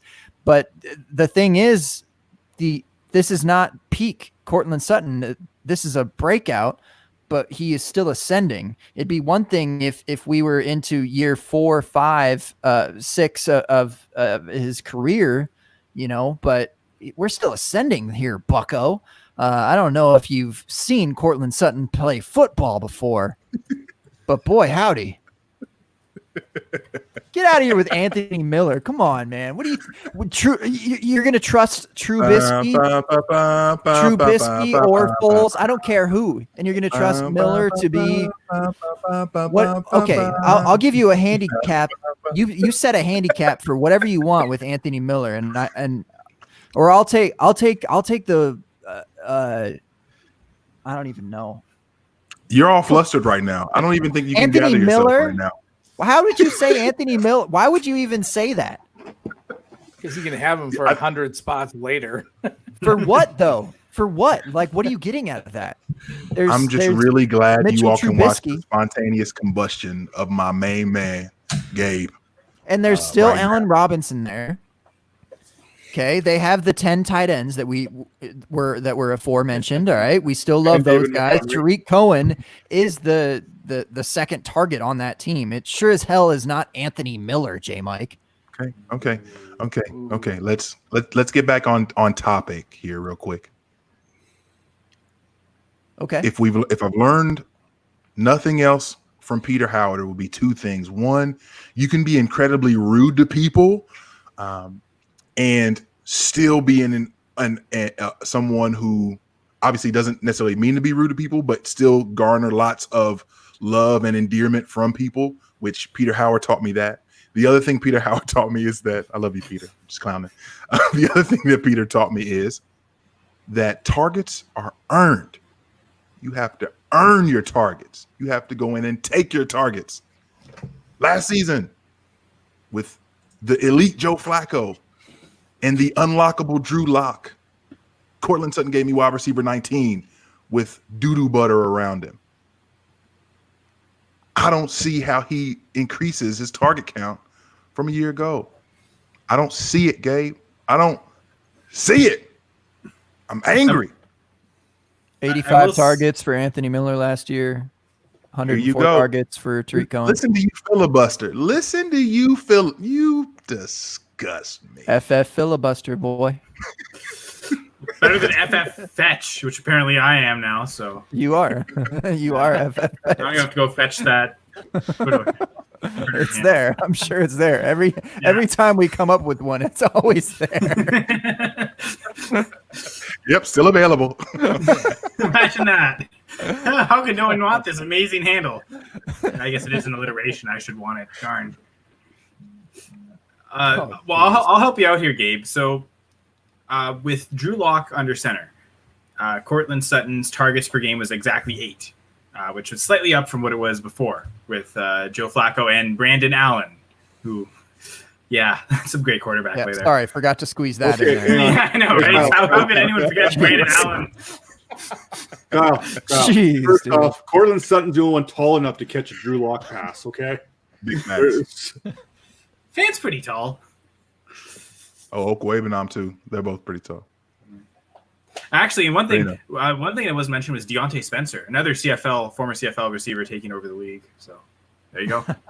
Yeah, he saw 8 whole targets last year. This guy, Deontay Spencer, skyrocketing. Well, but anyway, so all I was going to say was, if you take that target rate over the whole year, that's 128 targets for Courtland Sutton. Maybe that doesn't increase, but I also don't really see that decreasing.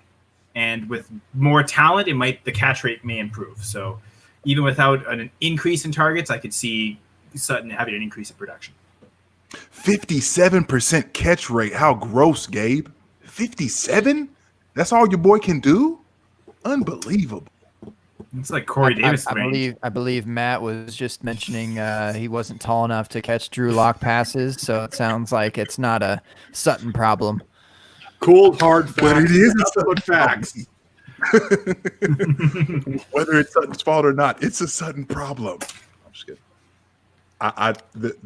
Literally the only reason I brought that up because I wanted you to have to.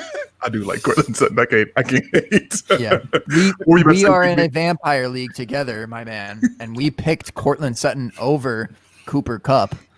That question. Yeah, before and also his, Anthony Miller 50-point game. Assuming that question that you took him over Anthony Miller. No, he won't let me take Anthony Miller anywhere. Maybe I can get him in this auction. I'll sneak him up on the board. The other thing, what were you saying, Big B? Well, he had such a high target share and huge air yard share, but that offense really did so little, and the volume was so low. So I know you're looking at just raw numbers, 120 targets or something, asking how can it get higher. The answer is, well, targets are not handed out; they're earned, but they're also generated. And so with more productive offense will come more attempts. And so that's how he can get more, is just that whole offense and Locke has to be good to do that. And I'm not sure he is, but maybe Judy and the other weapons actually can help propel the offense as a whole and, rise all ships. Because Locke's target share over a 16 game, his pass attempts over 16 game pace was 499. So that probably will, I see closer to 520, maybe even does it sneak to 550 if they are winning more games and they have to stay competitive and they're passing more just to try and win some games. So I think that scenario happens pretty easily. I'd say 520 is a pretty good benchmark. Okay. I want to do this real quick as we look at these wide receivers in ADP because I like Courtland Sutton. I'm curious where you all would take him. Obviously, I've given you Calvin Ridley's right ahead of him, Courtland Sutton, and then Cooper Kupp right behind him. How would you order those three guys in terms of how you'd like them on your teams? Well, I know Outhouse is going to get pissed off at me here, but I don't care. I'm going Kupp, Sutton, and then Ridley. I love Cooper Kupp, everything about him. I actually just traded for Sutton. I traded Amari Cooper, and I got Sutton in the second round pick out of the deal. So for me, that was a no-brainer, especially because I'm not a big fan of Cooper going forward. But Cooper Kupp is definitely one step above Sutton for me, especially if you're talking PPR here. Yep, same here. Kupp, Sutton, Ridley. Yep, same. Okay. Totally agree. Yeah, I'll See a lot of heads nodding. I'll take the wide receiver 1 who's been a wide receiver 1, and he can be the wide receiver 2 in your team because he's falling way farther than he should in Kupp. And then Sutton, and then Ridley, who's never going to be the wide receiver 1 on his own team. And Sutton at least has that chance. Sinra, you there as well? I think I actually would take Ridley over Sutton. I'd go Kupp, Ridley, Sutton with that. Just because, as much as I do think Sutton will be the number 1 wide receiver in the Broncos, the number 2 receiver in a better offense could be better than a number 1 in a less good offense. We'll see. Maybe Drew Lock proves me wrong there. I would rather be attached to that Falcons offense, I think. Even if Julio's there, maybe this is the year where Calvin really does see that extra bump in targets, gets to that 110, 120 range. No Austin Cooper. What we're missing out here when we're talking Ridley's fantasy value here is what the Falcons are going to do in the red zone. They got a guy there with one leg who's going to take every single touchdown opportunity away in Todd Gurley. So that's also going to limit Ridley somewhat. I think someone had posted some numbers there about Todd Gurley with a 57% share in the red zone for the Rams. That's going to carry over. He's on a 1-year contract with the Falcons. They're going to run that one leg down. So even next year, I really don't see Ridley being ahead of Sutton as far as how it all turns out. Yeah, so that I'd say it does seem like Ridley scores a lot of, or is capable of scoring touchdowns outside the red zone, but better pace than others. So even if the Gurley does monopolize goal line carries, maybe Ridley could sneak to that 10 touchdown range just on long receptions. Target's alone last. Go ahead, Gabe. Sorry. I was just gonna address this. I've been seeing these words pop up here and there about Courtland Sutton and dropping passes from Kev. What's up, engineer? I'm because I don't know. I'm wondering if there is some sort of like correlation between a drop rate and fantasy production, because I mean we see guys that drop passes a lot and are still top producers. I mean, I don't know if it's enough of like between Edelman, Gallup. I know had a lot of drops last year.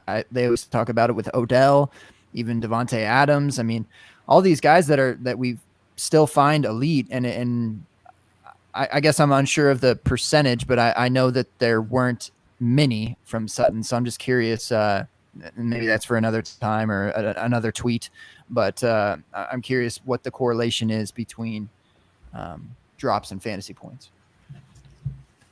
Listen, I must be a chip off the old engineer block, because like he said, he's just stirring the pot, which is essentially what I was doing with you there.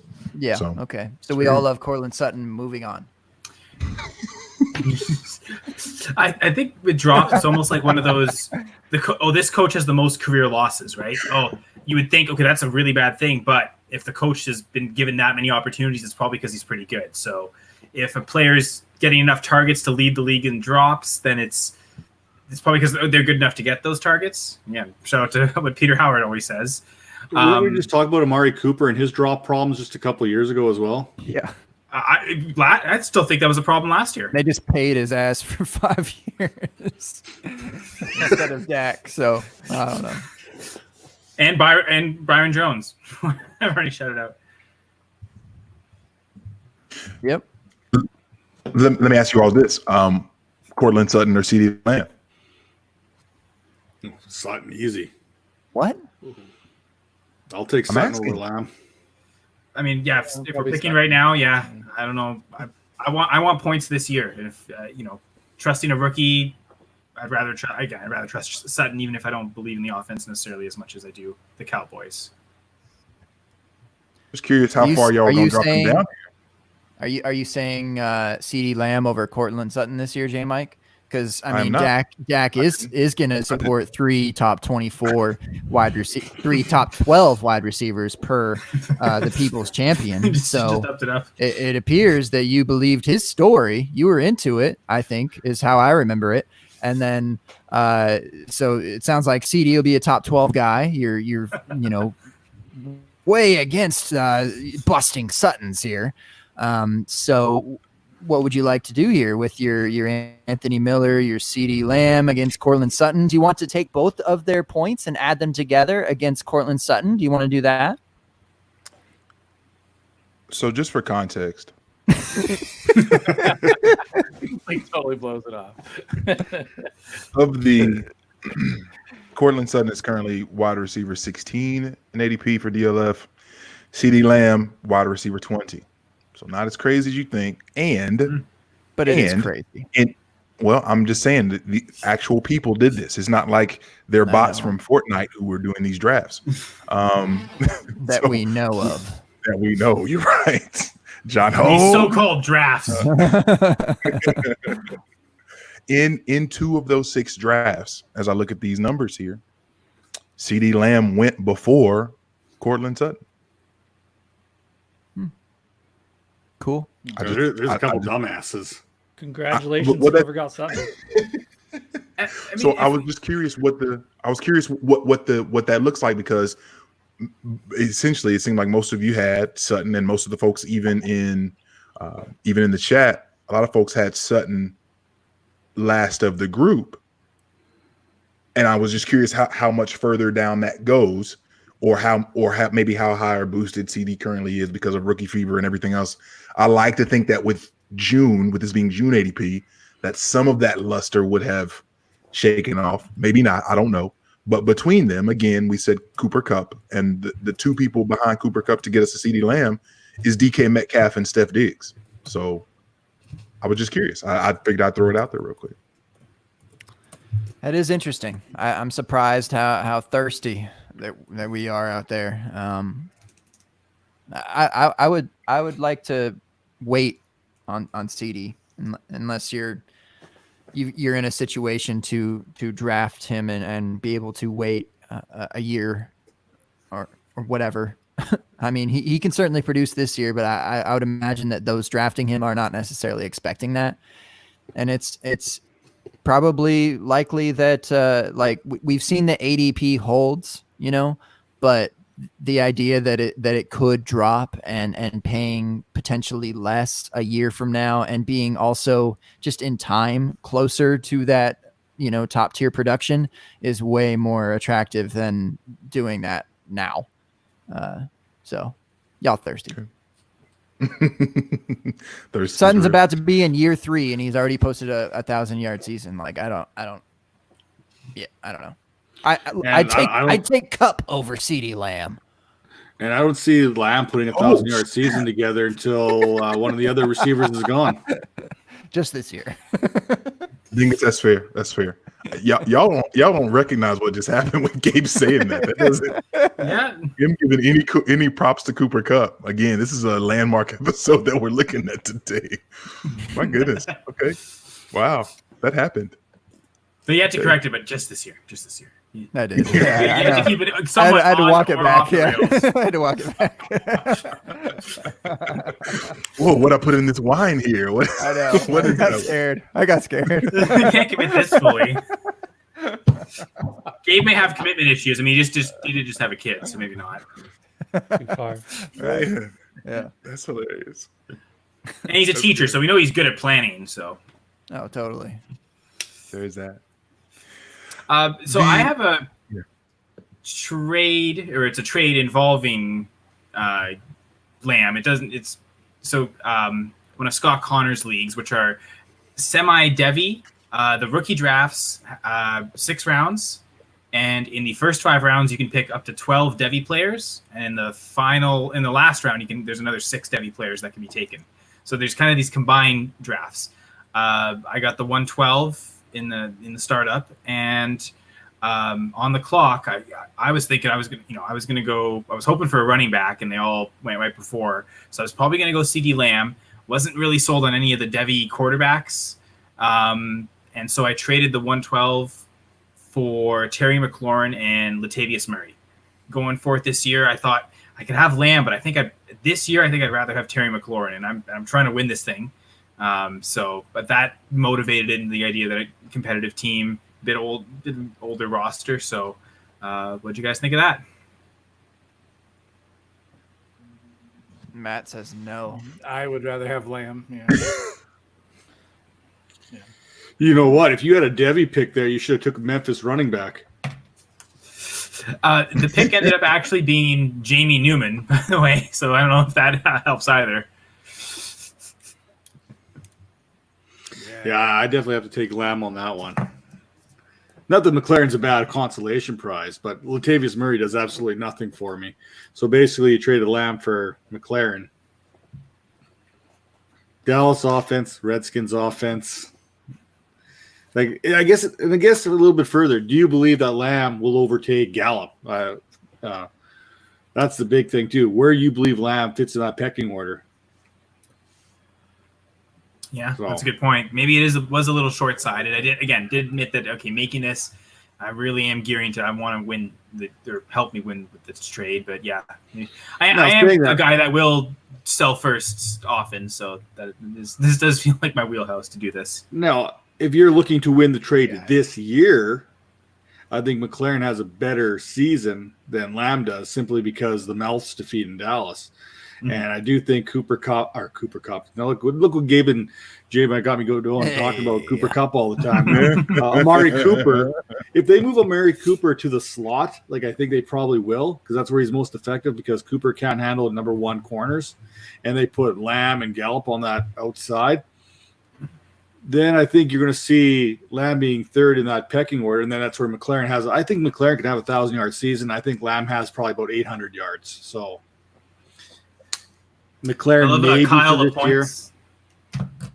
I was just about to say, can we go back to the part where Terry McLaurin was awesome last year?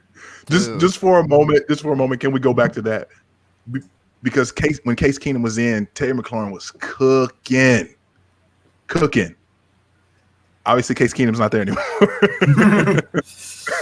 Haskins, I'm ready for Haskins, man. People are hyping me up. I want it for him. I want it for him, Gabe. I really do. Yeah, we'll see. Yeah. I really like McLaurin. I like McLaurin, but I've been on the opposite ends of those trades this offseason, Senra, just because of I'm really nervous that he's really good, and that for whatever reason, for like the offense never allows him to really be able to push through what could be a glass ceiling for him. But he's awesome. So I think that and the fact that they didn't necessarily bring in a bunch of folks to be able to like push out target share from him really is encouraging, even though they wanted Cooper, right? They wanted Amari Cooper, and for whatever reason, reportedly didn't get it done. He chose to take less money. Is that right? He chose to take less money to stay in Dallas. But Terry still McLaurin, a lot of money. Yeah, no doubt. Wasn't it the second biggest contract signed this offseason? Behind who? Tannehill, I think. Oh, okay. Yeah, that makes sense. I don't know. What do you guys think? Because if CeeDee Lamb is there, I think in my mind, like I think in a vacuum. Shout out to Finero. Nothing's in a vacuum. Like CeeDee Lamb, I love CeeDee Lamb. I'm a big fan of his. I remember watching Terry McLaurin last year a lot, specifically for Dummy Blitz stuff, and he was just so good so often, like open, cooking people, making people look real bad. Like I distinctly remember Xavier Rhodes getting cooked something awful versus McLaurin. Like he's really good, and I did not see that from him at Ohio State when I watched. I did not expect that from him in Washington last season, and I'm just really I'm in a weird place with McLaurin, and I want to like him. I just don't know that the value ever gets to where we want to go, but maybe the production is there. I don't know. I'm curious of your all's thoughts. Help us unpack this. Okay, so for McLaren here, you got a receiver who missed basically 2 games last year. I think he missed week 17. I think week 3 or 4. Had about 920 yards receiving on 58 catches and 93 targets. So he was just under 1,000 yards last year with 2 games missing and under 60 receptions with 7 touchdowns. So this year, I think he's definitely in that 11 to 1,200 range and maybe another 7 touchdowns, which would probably put him into wide receiver 20 range maybe in scoring. That sound about right? 1,200 yards, 7 touchdowns, somewhere in that wide receiver 20 range.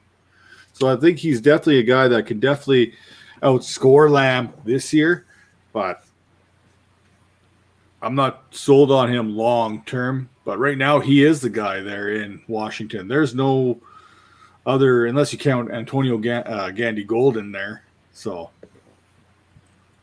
I would try and count Kelvin Harmon, but oh geez. Yeah, I don't think I'd get very far if I did that. So I wouldn't have to count very far. Come on, brain. You'd like to think that again with the basic, maybe it's just a basic take to even say anything like it, but just for a team, I don't know, from the outside looking in, I would think to have consistency at the QB position would provide comfort within just the team. You know, unless it's going horribly, then maybe not. But yeah. But you know, with between Flacco and Locke, that happened, and then now they're going into this season with Locke. All right, last season between Keenum, the AKA serviceable QB of all time. All right, and then finished the season with Haskins. They were still in pass attempts. What I was looking at, it still around top 15 or so in. Throughout the NFL. So, I mean, that's not bad. and you'd like to think that they will progress and that they will do things to make the offense better. They're going to have Geis back. Hopefully he stays healthy. Sure, talk whatever you want about Harmon. They brought in AGG. All right. You'd think that they'd take a step forward. And as far as Terry McLaurin having a floor of wide receiver, what's his ADP, J Mike? Is it around probably 20 or so, 20 to 25 range, I would think? We are looking at Terry McLaurin, currently wide receiver 24. Yeah. So come on. So Lamb's already going ahead of him. Indeed. Out the gate. Yeah. It's rare for a rookie wide receiver to do what he did with what was given to him. Yes. Insane. And for it to be like the floor, you would think. Not easy to beat wide receiver 24, I would think. He's I think Dynasty, I'd rather have Lamb redraft McLaren. He's so interesting to me, man. Remember, he tore the league up those first 3 weeks. Then he had that little bit of a injury, right? Right. Mm-hmm, yeah. And then he came back the next week. It was a little bit bad. And then the week after, I think he tore it up again. And then it kind of was the Haskins-Keenum kind of – as soon as Haskins came in, you knew McLaren's numbers weren't going to be great. And then at the end of the season, they started getting on the same page. So if they can get on the same page off the get-go, that's a very strong possibility as well. And if he's looking back at his season real quick. Go ahead, Dwight. And if he's the man, he's going to get the man coverage. He's going to get the cornerback ones, and he's going to get more attention from the defenses. I think it's very highly unlikely that he does what he did last year consistently. He'll have games here and there, but I think the whole offense as a whole is going to get some steam with AGG, Antonio Gibson, Kelvin Harmon. They're going to get more mouths involved, and McLaurin's going to get the number one cornerbacks. He's going to get the guys, and I just don't think he's going to do it again. So. I purposely try to avoid watching Washington games, but didn't McLaurin see number one coverage last year anyway? Certainly by the end of the year. And his route running's nuts. Probably more toward the end, yeah. Now teams have more film on it, but even from the start, I mean, who would teams have been identifying as the number one? I guess as soon as McLaurin broke out early, I would figure they would have shifted towards him pretty early in that season. Well, you got to remember last year it was Paul Richardson and Trey Quinn they had.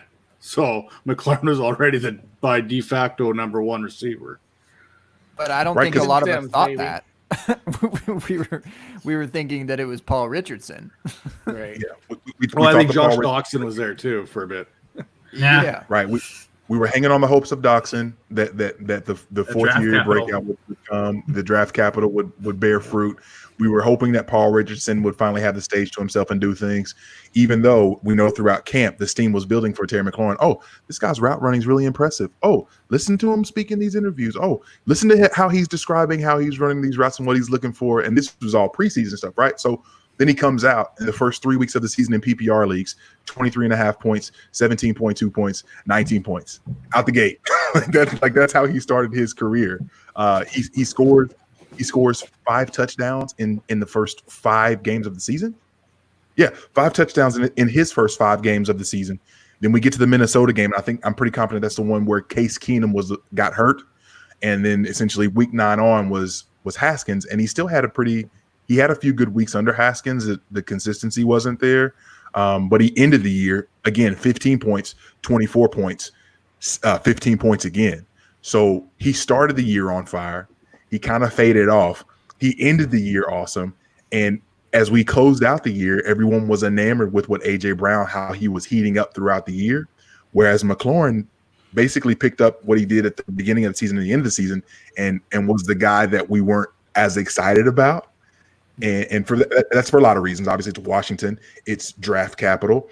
It's the fact that, do we trust Haskins? There's all these different things that are in play, and there still seemingly was not hope to be had under Gruden and everything else that was happening in Washington. So now hope floats, right? Hope floats. We've got Rivera, we've got Turner, we've got pieces around that are the least bit intriguing, right? in the AGGs, in the Steven Sims. Trey Quinn's back again. Whatever you think about Antonio Gibson, which I'm a fan, I think can be a playmaker. Darius Geis, hopefully healthy. Adrian Peterson showing us that apparently the fountain of youth is a thing. I'll stay like this for a while, just because that's how much Darius Geis needs. So I think McLaurin is one of the true enigmas from this off season. He's one of the true enigmas, because I'd be totally okay with selling him for the 112 period, and in the same breath, if he shows out like he did before, all of a sudden, if you pay the 112, you're going to be laughing at it next season, or at the end of next season, when he's again a top 24 wide receiver, and you'd pay the 112 plus moving forward for him, when he's shown that he's one of those guys who can perform with maybe not so good quarterback play, or maybe Haskins takes a step forward, or whatever it is. But if there's anyone to place a bet on in that range to be able to take a step forward, I think that McLaurin's probably it. I don't hate it. I really don't hate your trade, Henry. All that to say, who am I? I'm nobody. But I just thank you. I'm not mad at that, because McLaurin showed that he can make really good cornerbacks look really bad last season. He showed that. Because John O2 was saying Stephon Gilmore was shadowing him week 5. So I would assume from that point on, definitely, and might have even been beforehand. Who knows? Again, who watches Washington games, really? The point is, though, the disrespect continues. I mean, yes. It was all last year, and it's continuing now, apparently, at wide receiver 24. It's not necessarily like disrespect. I think it's relatively warranted, but it's a good value. I don't hate that at all. I like that comment that was on the screen by the engineer, where he's a wide receiver you put in a tier with guys like Tyler Boyd. You're okay taking, but you're also okay missing. I kind of like that. Just kind of, in that tier there where, kind of. Is that the Boyds, the Landry? But I think we liked Boyd in the fact that the volume was gone from AJ Green, or Tyler Eifert or whatever. Like, Boyd's just been in like this perfect situation for a slot wide receiver for years somehow. And McLaurin, I don't know. I would think McLaurin, like I feel that I actually agree with that sentiment, but I think it's more of McLaurin just being good, and Boyd is fine, but I think McLaurin could be good. I think McLaurin kind of falls into that misfit toys category. You mentioned Tyler Boyd in that, but I got guys like Robert Woods, John Brown, McLaurin, Brandon Cooks, Jarvis Landry, Marvin Jones, Preston Williams, all guys that are considered to be, I would consider them to be undervalued or underrated. He falls right into that category of players. Yeah, they are producing what their values are. It's just when you compare McLaurin to all of those guys, or Boyd, whomever, in year one, they're not doing what he did in year one.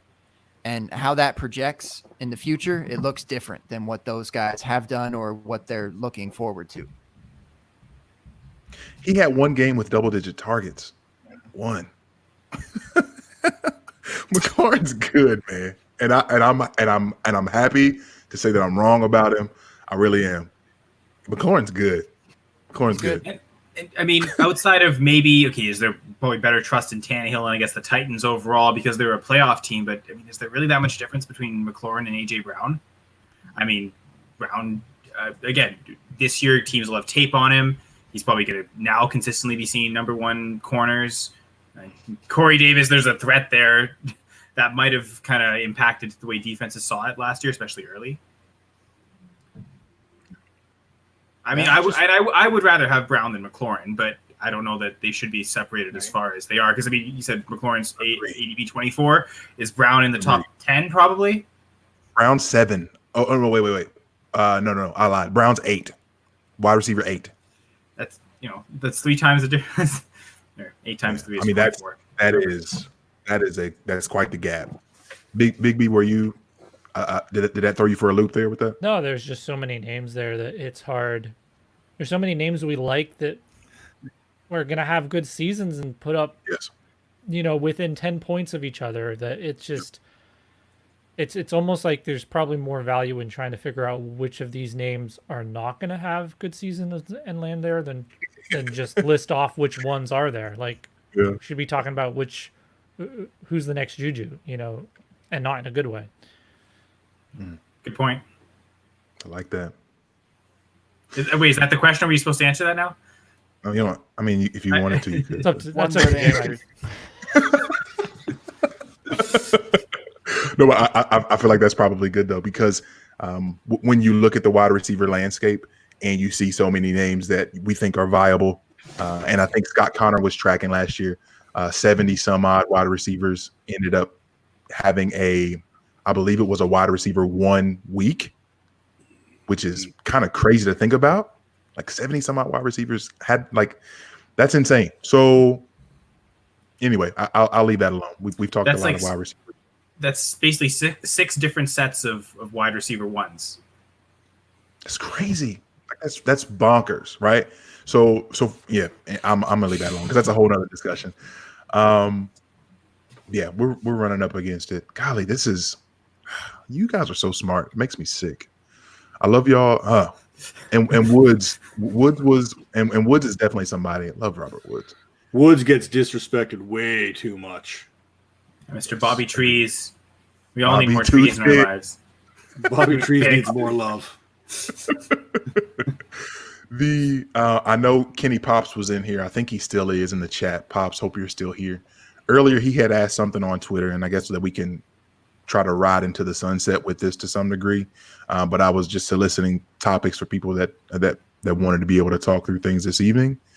And I'm probably not going to be able to find it in time because I was way too slow on the uptick here. Yeah, I can't find it. He was asking about wide receiver twos.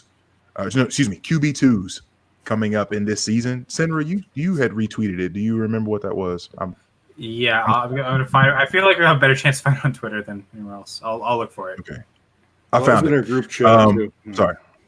Yeah, and that's the whole. Thank you, Tinkers, because that was the whole reason I put it there is to remember it, and then I didn't even. Oh my gosh. Tuesdays. See, listen to me. I'm a mess right now. Which one of us has a newborn at home, Gabe? I don't know. I don't know because I'm tripping like it's me. Okay. So the question was, debate how much post-draft monthly ADP should change during this unique offseason. So that was one thing. And then the other thing that he said was the 2 QB Superflex QB2s with legit upside, like Teddy Bridgewater. And that was the one that I find interesting.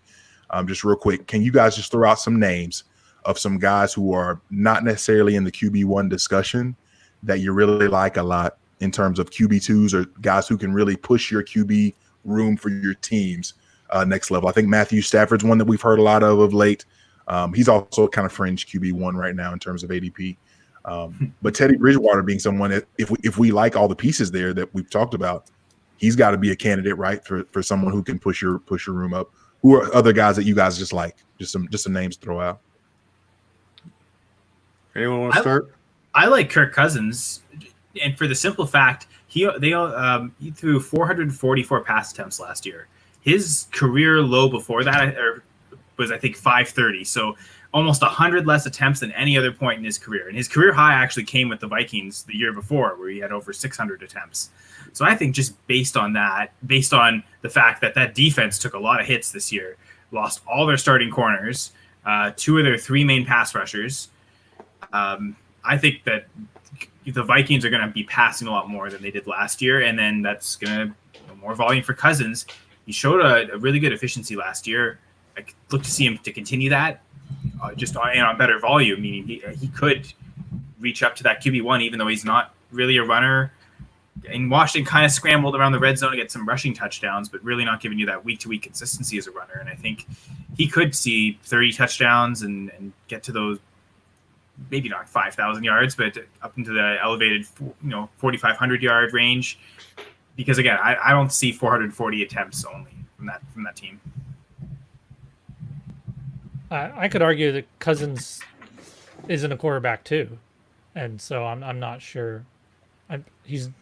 Does he not belong in the top 12 already? Is this ADP based? Sorry, I guess that really should. We can talk about it however you guys want. And Cousins ADP right now, he's QB 19, FYI. So This is redraft. Well, and dynasty ADP is a little difficult with QBs because like the older guys, Aaron Rodgers, Drew Brees, Tom Brady, like those are perennial kind of QB ones in a lot of people's eyes, and they're not going to be QB ones in dynasty. So I don't know, kind of a blend between like dynasty and redraft, like guys that are, QB2s in dynasty, maybe also QB2s in redraft would be helpful here, I would think. Well, my favorites are probably Daniel Jones and Matthew Stafford. Jones has huge weekly upside. Could also be downside, but he could have those big games. He has had those big games. So as my second quarterback, that's a great guy to just have on there, and he can really help you win weeks. And Stafford is one of those guys who has the opportunity and the ability to be a quarterback. I mean, a top 5 quarterback even. Right. Yeah. What do y'all feel about Jared Goff? Are we leaving him for dead? He had a QB1 season a couple years ago, and things went awry last year with the O-line, I think, and not much has changed. He didn't really like Brandon Cooks, sure, but there didn't seem like they really needed much of him anyway. They got Josh Reynolds or Van Jefferson, if that's your flavor. I don't know. So I do have Goff on my list here. I got some other guys I want to talk about too, but Goff is definitely on my list. When you've got weapons like Kupp and Robert Woods, and then the great Cam Akers there as well, like you've got enough weapons. Higbee, he's got the weapons in place. That line, on the other hand, is a little bit questionable at times, but I think even in scoring, he was fringe QB. He was a fringe QB1 last year in basic scoring. He's probably in that 12 to 50 QB 15 range overall. So. Yeah, I think he's definitely in play. Mm-hmm. Yeah, QB 16 in Dynasty. Looks like he's around QB. I don't know how accurate this redraft ADP is, but looking like QB 21. So, I mean, wow. Yeah, the disrespect is there for sure. I mean, I don't know if there's much difference between Goff and Baker Mayfield. And Talk I think they're probably really separated, but I might even almost prefer Goff. I think I have Goff because he'd be cheaper to acquire too. I think there's more value in Goff than Baker. You're leaving room for the upside there, because Baker's not really gonna. I mean, unless he throws 45 touchdowns, I don't know if the ceiling is necessarily there as a runner either. He's not really using his legs that much, and so I think. We saw Goff be the QB2 at one point for a good stretch of that season in 2018. Baker could do that too, but we've actually seen Goff do it, and yet Goff's the one that's being disrespected with this ADP. It's crazy. Yeah, it's so crazy. Well, you just talked about Kirk Cousins having his lowest pass attempt year ever, and who was the guy then? Who was the coordinator in charge of that? He's now in Stefanski. Yeah, that's true. I think the defense really dictated that. I think that's the one thing. Everyone says that about the Titans, and Mike Vrabel's defense probably will perform pretty well. But if the defense is allowing other teams to score, suddenly they're not going to be able to run as much as they want to. I think that's part of it. So I don't think the Browns' defense this year is as good as what the Vikings had on defense last year. So I don't expect the Browns will only pass it 440 times. I think maybe a bit more than what they saw. They'll be more balanced. But I think that teams aren't always in control of how much they want to run, because if they're behind, they can't. So I look to that as maybe the Titans. I mean, if you look at Ryan Tannehill's pace, it was something like he only would have thrown like 380 times or something. If you extrapolated that out, and if the defense isn't performing as well, it certainly would go up, I would think. Mm-hmm. I want to hear what the People's Champ has, what kind of story he has to tell about QB2.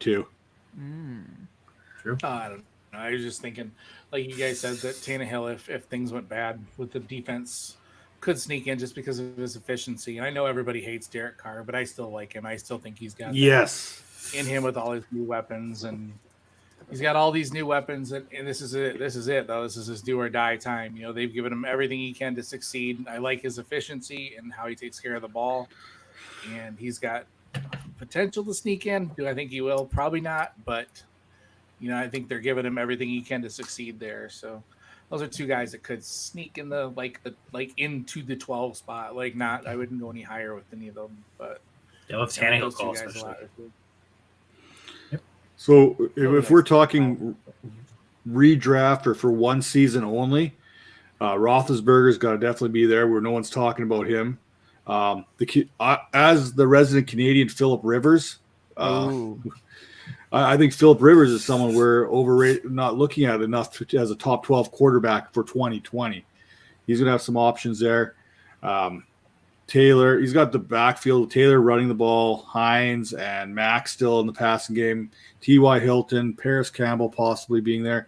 I think Zach Pascal's still there, and he's the GOAT according to what I've seen in the chat. So those are a couple that I'm looking at right now as far as redraft kind of goes. We talked about Goff and Derek Carr. I love Derek Carr, especially in leagues that penalize you for incompletions. Wink, wink, nudge, nudge. There may be a big league starting up here in a couple weeks that penalizes incompletions.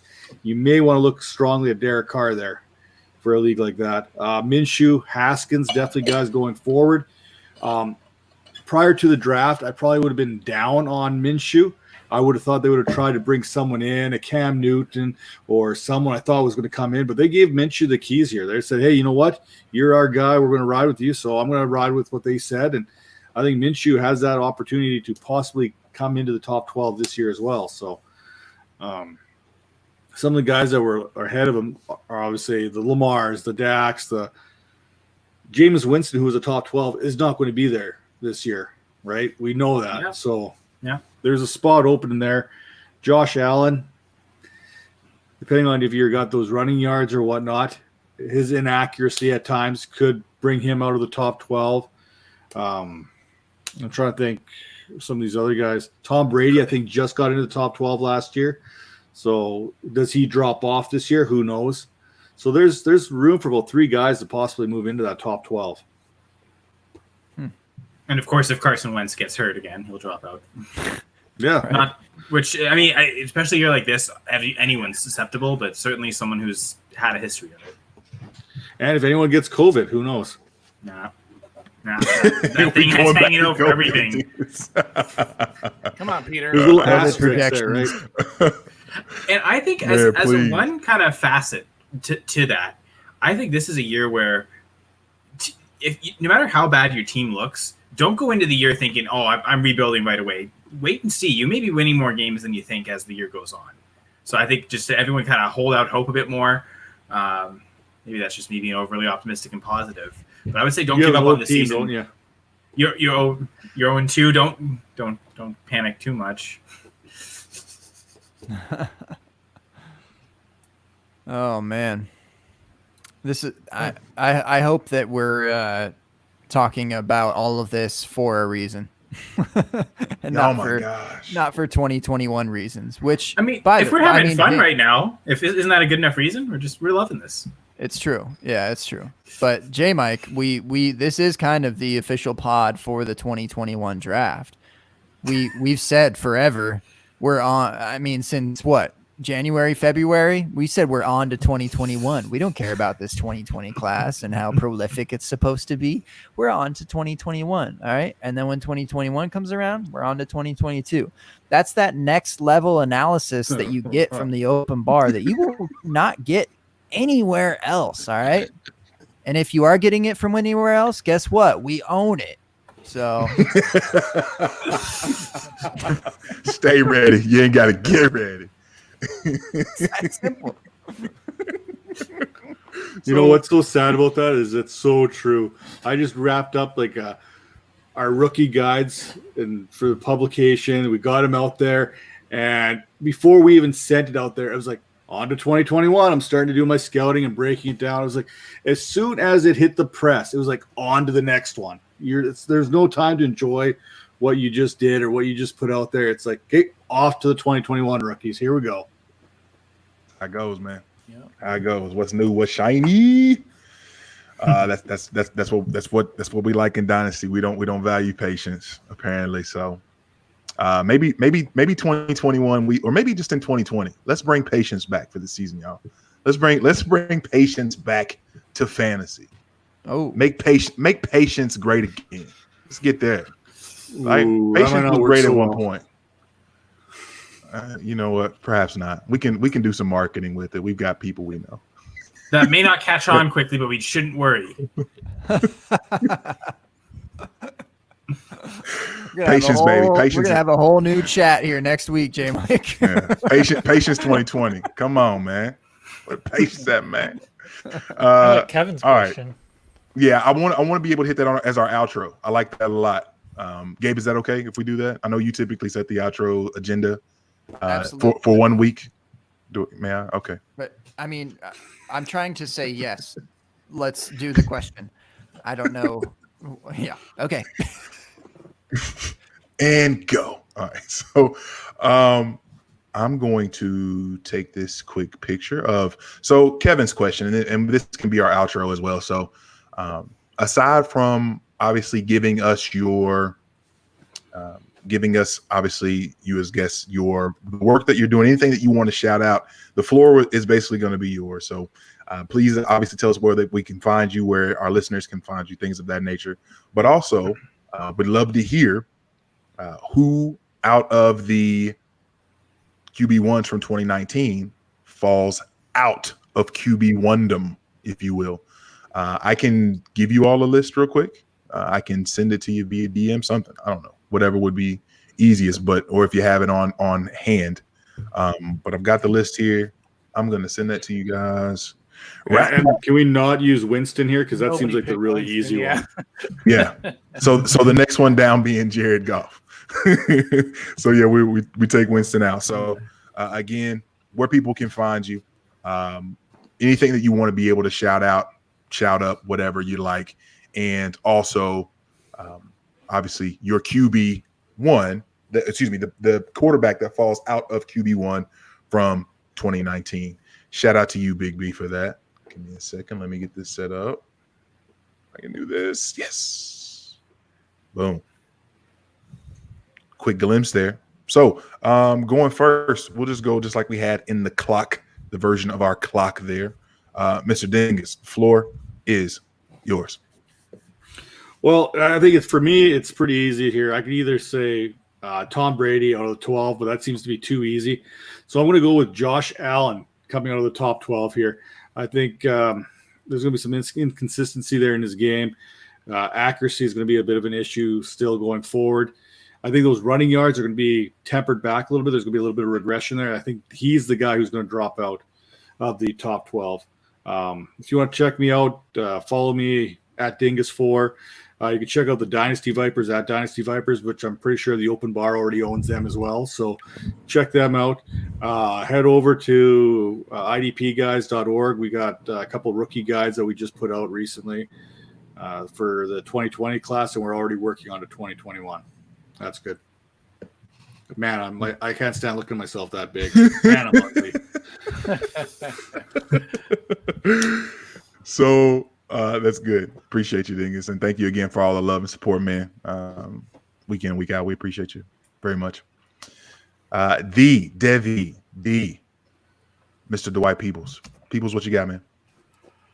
I was trying to figure out a way to read that chart, man. I'm old. Come on now. Look at I'm the like looking at it like chat. it just looks like a blue scribble. Oh, is it? Nice. I don't even see that, man. Come on now. Oh my old. I don't know how to gosh. do this stuff. Unbelievable. I don't work on computers every day. All right. Anyways, you can find me at FF Peoples Champ. I work at DLF, working on rookie profiles still, working on my own Devy rankings, stuff like that. As far as the top 12 quarterback, we'll say Patrick Mahomes. Next person, let's go. Oh, wow. Nothing to substantiate that. No, I'm just kidding. The slander. So you're saying just- Mahomes gets COVID? Oh my Exactly. gosh. We'll Y'all say- please stop we'll pushing COVID on everybody. This is so awful. We'll say Jimmy. Is Jimmy G still in there? Or I No, can't. he's not in there. Okay, I know he's close. So, shoot. So we've got guys like so top 12 went like this: Lamar, Dak, Russ Wilson, Deshaun Watson. We're skipping Jameis. Josh Allen, Patrick Mahomes, Kyler Murray, Aaron Rodgers, Carson Wentz, Matt Ryan, Tom Brady. We'll do spicy. Let's say Deshaun Watson. I actually am really incredibly worried about that offense this year. So, like as a whole, I don't know if David Johnson can do it. I don't know if Brandon Cooks can do enough to carry that. Will Fuller, just too much injuries. It worries me. I think he'll be good and efficient, but he won't be like. I don't think he's going to blow the doors off statistically this year. So, I see a slight step back for Deshaun this year. So, Great enough. A little spicy. I like that. That is spicy. First year without Hopkins, that'll be interesting to see how that entire offense, how Bill O'Brien wants to push that forward. I find that really intriguing. Big B, exactly. The Joshua Big B, the Fusion, the consistently saying things from the wrong account in the chat. My man, Big B, man, appreciate you, man. What do you have for us? Yeah, thanks. You can find me on Twitter at generally_aware, and I do Fusion Fantasy Football Podcast at FusionFFB, FusionFFB.com. Try to keep it simple. Appreciate everything. I'm going to take us on a quick detour because I feel like we missed it, which is do it. We have among us, I presume, the newest father on this couple of days after Father's Day. So I just wanted to give a toast to Gabe, who I think came back. I can't see because it's on the screen. I'm back. There he is. Hey. I'm back. Well, I just wanted to give a toast to the, I presume, like I said, the newest father among us. And, we're told that when you have kids, it's going to be different. And when you don't have kids, you're like, yeah, okay. I'm sure I can understand. I can understand. I'm like, no, you don't. You're a child until you're a parent. And so, welcome to real adulthood. Cheers, Gabe. Indeed. Cheers. Thank you, Biggie. I appreciate that, my man. Appreciate the number that of kids very much. Just keep the number of kids to single digits. You'll be fine. Yeah. No. Yeah. Dingus and I were talking pre-show. I'm cool. Yeah, more kids or more Cooper Cup touchdowns this year? I have more kids. I have more kids than Cooper Cup touchdowns. Let's put it that way. Cold Canadian winters. In the same lane, I was gonna say that Peter Howdy says there's only 24 top wide receivers. Matt's like, hold my beer. Gonna own that whole first round. Yeah, well, I mean, we all can agree the world needs a dad right now. So everyone out there, just be a good father, be a good dad, if you can't be a dad, uncle, mentor, whatever. That's what we need. Amen to that. So Aaron Rodgers will not be a top 12 quarterback. Let's go. He is no longer elite. You gonna have people in your mentions? I love it. Is it Hogue that's the Aaron Rodgers truther, till death? He's so pissed. Yeah. All right. He's talking like with this FSB score, and Aaron Rodgers is the 101. So. Yeah, it's not happening. But between the coach wanting to remake the Titans North, it's all around doesn't look good. The weapons, the new quarterback, back up in Love, drafting A.J. Dillon. I picture Aaron Rodgers before the NFL draft, telling the front office guys, we really need to improve the offense. And they say, okay, say no more. Say no more. And they dropped a quarterback and a running back. And then a fullback. Yeah. So That's it. Aaron Rodgers. Sorry. I don't hate it, but I also like where I'm seeing him in the redraft ADP. Again, no idea if this is accurate at this point. It's only June, but fantasyfootballcalculator.com, they've got him at quarterback 10, and that's about where he finished last year. I mean, it's like for the first time, Aaron Rodgers is being appropriately drafted. Nuts. Weird. It's so weird. Yeah, Hogan's gonna come after you though, Big B. But I got your back on this one. I'm with you. I'm riding with you on that one. Last but not least, Senor Sinra, Full Press's finest. What do you got? Fetch. Let's get it. Stop trying to make that a thing. So you could follow me on Twitter at Nyama_KS. That's spelled NYAMA_KS. I think everyone knows how to spell KS, hopefully. If not, I've kept saying it enough that it'd be a problem anyway. I co-host the Full Press Fantasy Pod, which you can follow on Twitter at FPC_FantasyPod. Just had Shane Manila on our latest episode. So check that out if you want to hear Shane. I know I always do. I don't know if anyone else does, but I also always talk and I want to hear myself. So I just do that anyway. And then put it out and there's a podcast. So there you go.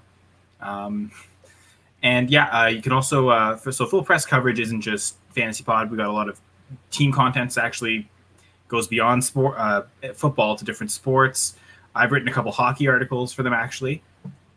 So my pinned tweet right now is an article I wrote comparing the greatest NHL goal scorers of all time using a metric I created called Eager, which is just basically I'm just adjusting for error adjusted goals per game rate, looking at goals per game rate throughout NHL history, and then adjusting a player's their goals per game based on that rate. And so while Gretzky has the most goals ever, he also did it in an era where goal scoring was elevated. So he's someone who will suffer from this. Likewise, Alex Ovechkin, scoring well now, looks really good in this. So check that out as well if you like hockey. If not, I'm sorry for wasting your time on that, but I'm not really that sorry. The fantasy question, the football question, that's why we're here, right? So which of these quarterbacks falls? I'm going to go, I suppose, even spicier and say Russell Wilson, who, last year, even, with his finish, still maybe wasn't as representative of what it was because very inconsistent. Yes, some incredible blow-up performances, but there were also some games that, wasn't throwing a lot of touchdowns. So I could see, again, that seems like that Seahawks team constantly just wants to run the ball way more than they should. Are they really going to change? You really think they're going to suddenly figure out, hey, maybe we should have Russell Wilson throw it every play? I don't know. If they haven't figured it out yet, why would they figure it out now? And while his incredible efficiency has kind of maintained him in that QB1 status, I think this year might be the year where that luck runs out. So I'll say Russell Wilson. Wow. All right. Man. That was the most Canadian response ever, by the way. When you said that, like, I'm sorry. I'm sorry, talk about hockey. Yeah. But then you pulled back and you said, actually, I'm not. I'm trying to be more aggressive. What'd you say, Dwight? With that hockey talk, we got to go. We got to play some. Maybe hear the O Canada. No. We all know the real Canadian national anthem. Dun dun da dun dun da da da dun dun dun da dun da da da da dun. I could make those noises Hockey night in Canada. well before I could sing "Oh Canada." Well, yeah, it comes on, and in the broadcast, then "Oh Canada" comes on. So yeah, that would naturally be order first. From our native Canadians, what would be the province that goes 101 in the Canadian draft? What would be J Mike? I don't know. I'm ignorant. I'm ignorant to the provinces. I'm not sure. I know, but this is like the podcast for drafting, and we're just gonna let. He said it earlier, and then he brought it up again, and I didn't want to linger. I'm sorry. You know what? My bad. You are right. I think we should leave this to the Canadians because we are in fact ignorant. So, excuse me for my interruption. Carry on. Well, I could be super biased. Actually, I'll let Matt go first. It depends on what you're looking for here, too. What are we judging here? We talk about people, because the best people you're going to find in Canada are from Newfoundland. There's no doubt about it. They are by far the friendliest people. And you want to figure out any kind of slang talk, Newfie slang, whatever you want to call it. It's phenomenal. That is probably what people, when they think of Canadians, that's probably how they think we talk for the most part. I think. Wouldn't you agree with me on that? Yeah, it does seem like that's the stereotype of the extreme. Yeah. But for me personally, my 101 is the one place that Gabe's actually gone to in Canada. It's Alberta, Calgary. We got to go with that here because the open bar owns Alberta too, apparently. So we're gonna go with that's the birthplace of Bret the Hitman Hart, right? Yep. Yeah. So all right. So then, that's ours. That's us. Where I'm at is the middle of the bald ass prairies, and you got to understand, I don't like people. Generally speaking, I don't like people. So I'm in a pretty. I grew up in a town of less than 300 people, right? So Alberta, Saskatchewan, the prairies there, pretty isolated compared to the rest of Canada. Yeah. Saskatchewan Rough Riders, huh? Yeah. No. Huh? Yeah. CFL. Come on. All right, that's good. I'm just saying, Bret the Hitman Hart, the best there is, best there was, best there'll ever be. That takes me back. That takes me back. And for whatever reason, I remember playing this day, playing the video game with Bret Hart back in the day, and seeing that he's from Alberta, Canada. So Calgary, Alberta, Canada. See, there's my ignorance showing up.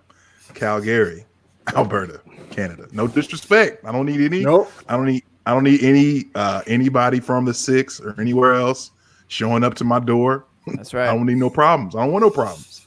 Don't worry, I don't like people from Calgary either, so we're all good. Shout out to T Seal in the chat. He said the answer is British Columbia.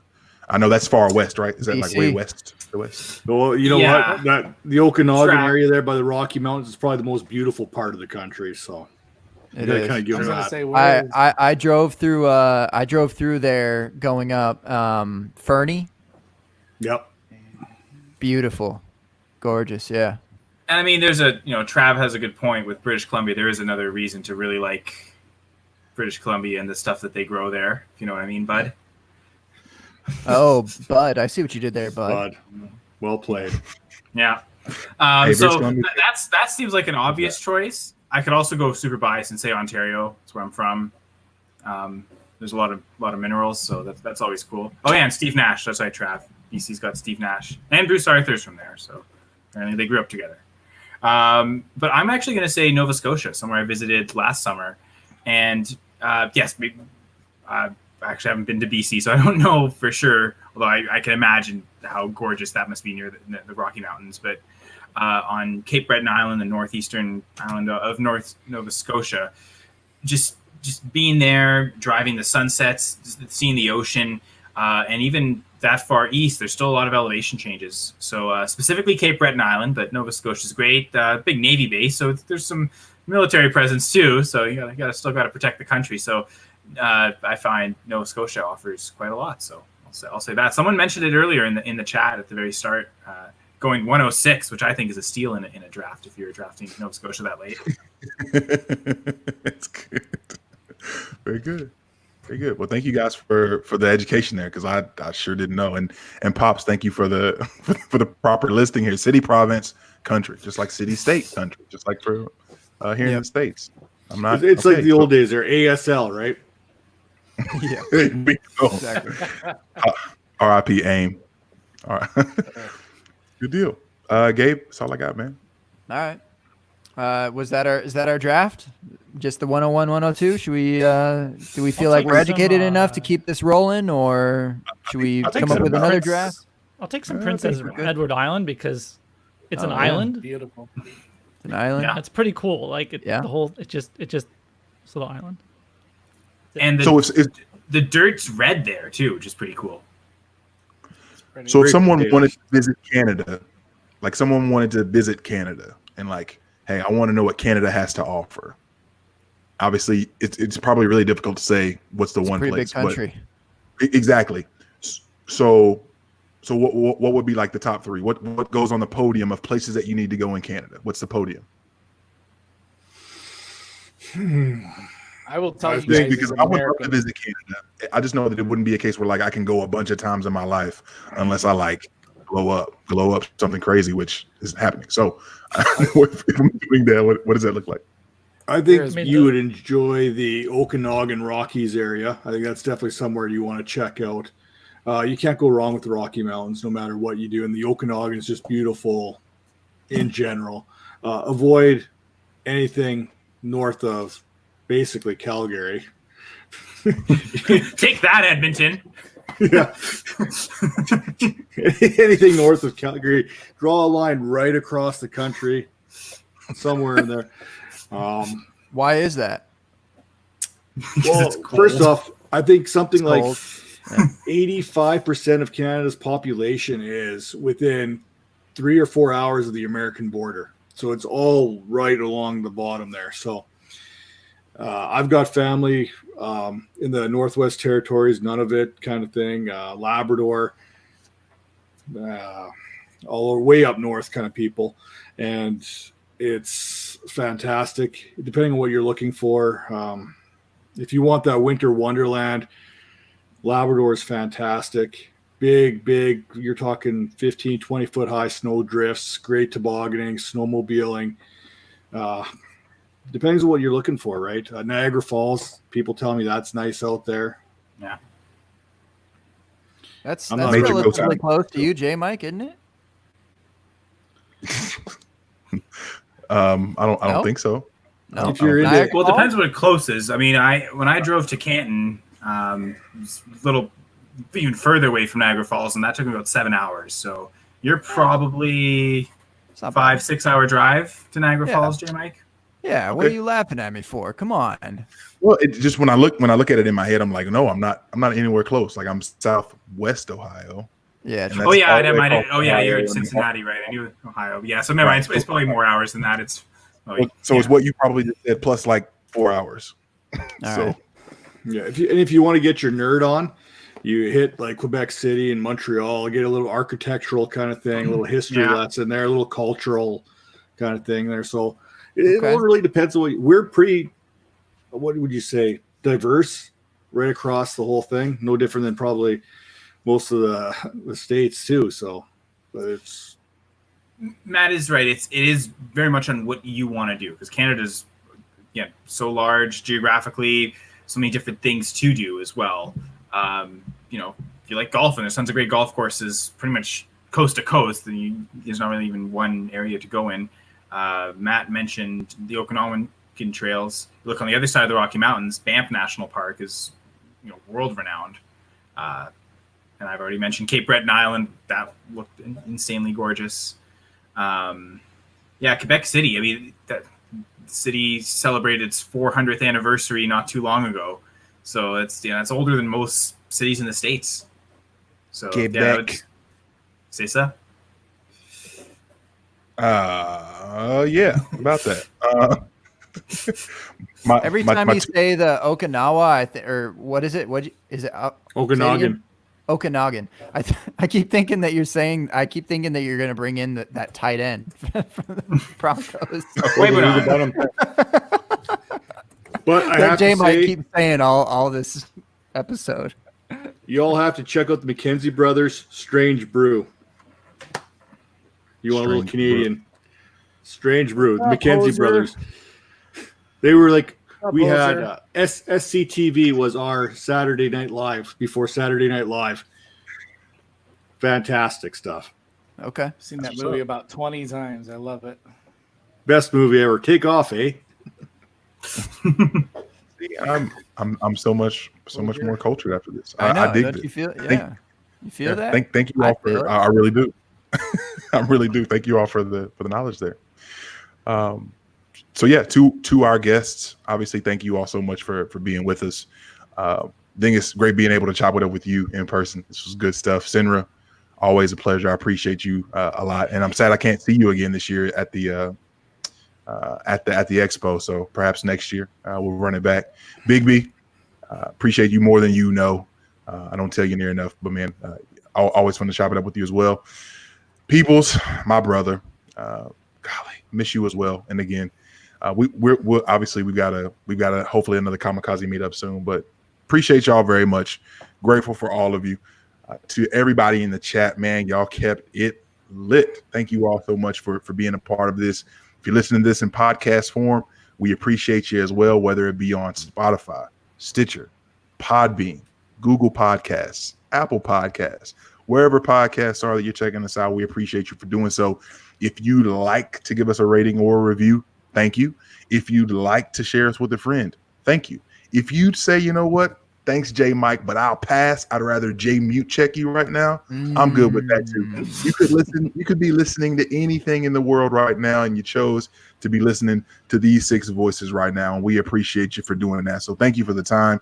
Thank you for spending time here at the Open Bar. You can catch me on Twitter at JMikeCheck. You can catch the show's handle on Twitter at the Open Bar Pod. Again, shout out to everybody that's in the Eliminator that's showing us love for the Open Bar Auction Eliminator. Shout out to everyone that's in the Open Bar Best Ball Charity League that we've got going, which I think at this point we either full or we got 1 spot left from all of that time on the show. So I guess next person that says they want in, that's it. It's yours. Be well to each other, everyone. Please encourage somebody. Encourage your friends. Encourage people that you don't even know, because right now we all need it. We could all use a little bit more love, a little bit more encouragement, a little bit more grace with each other, because you never know what someone else is going through unless you take the time to listen and get that perspective. So all that being said, I'm kicking it to my main man, the creator of FF Fetch, the creator of the People's Champ, the creator of Genius DMC, FF Man Bun himself on Twitter, Mr. Gearing if you nasty. Gabe, first time father, happy Father's Day to you. Take us home. And whoever said, I don't remember who it was, but whoever said J mute check is my favorite person. It was, and they put the handle and everything and got me on Twitter. Already. Yeah, already. It's fire. Nailed that one. By the way, Josh, Red Green Show, nice call. I grew up on Red Green Show, and this hour is 22 minutes. Nice, yeah. Sean Majumder. Yeah. Well, duct tape will fix anything. What, guys? Oh, the SNL equivalent. Is that what we're talking about? What are we talking? What just happened? What are you guys talking about? I felt like I just totally missed everything for a moment in time. It's all Canadian good. Broadcasting Company. Oh, okay, got it. All right, yep. I figured it was more of my ignorance showing. Okay, J Mike, you didn't give me an opportunity to say which QB one that I thought would fall out of the QB ones, did you? My bad. I'm I was gone for a portion of it. I don't know who said what, but looking at your list of players here, I would just love to absolutely say that Josh Allen is not a QB1 this year. I don't care who said it before or who said it is a pass or whatever. I just want to say it. So I said it. There you go. J Mike, my guy, friends here tonight. Thank you for coming on with us, whether it was your first time, your second time, whether you filled in for a person who was filling in for another person, because that happened. But just much love. And I'm just throwing jokes out left and right. You know me. I love all y'all. I love the so-called chat. I love everything that we do every week. It's good times. Come on, J Mike. I said I loved them at least a little bit. It's just a little love, huh? Man, J Mike's. When's the journal coming up next, huh? I'm feeling. I've got one set for the end of June, so all right, we'll see. All right, Yeah. okay. I can handle that. I will allow it. Well, dummy blitz. Any dummy blitz? What are we doing? Bro, I wear my shirt, but I feel like the pod doesn't come out. So like, why am I wearing my shirt? Here's the thing. All right. To anybody who wants to give feedback, if people have thoughts they want me to do or what they want me to do with the dummy blitz in the off season, because obviously in the season it's 15 minutes of what's happening on in games. If you have something that will be good that everybody else isn't doing, I'd love to hear your suggestion. But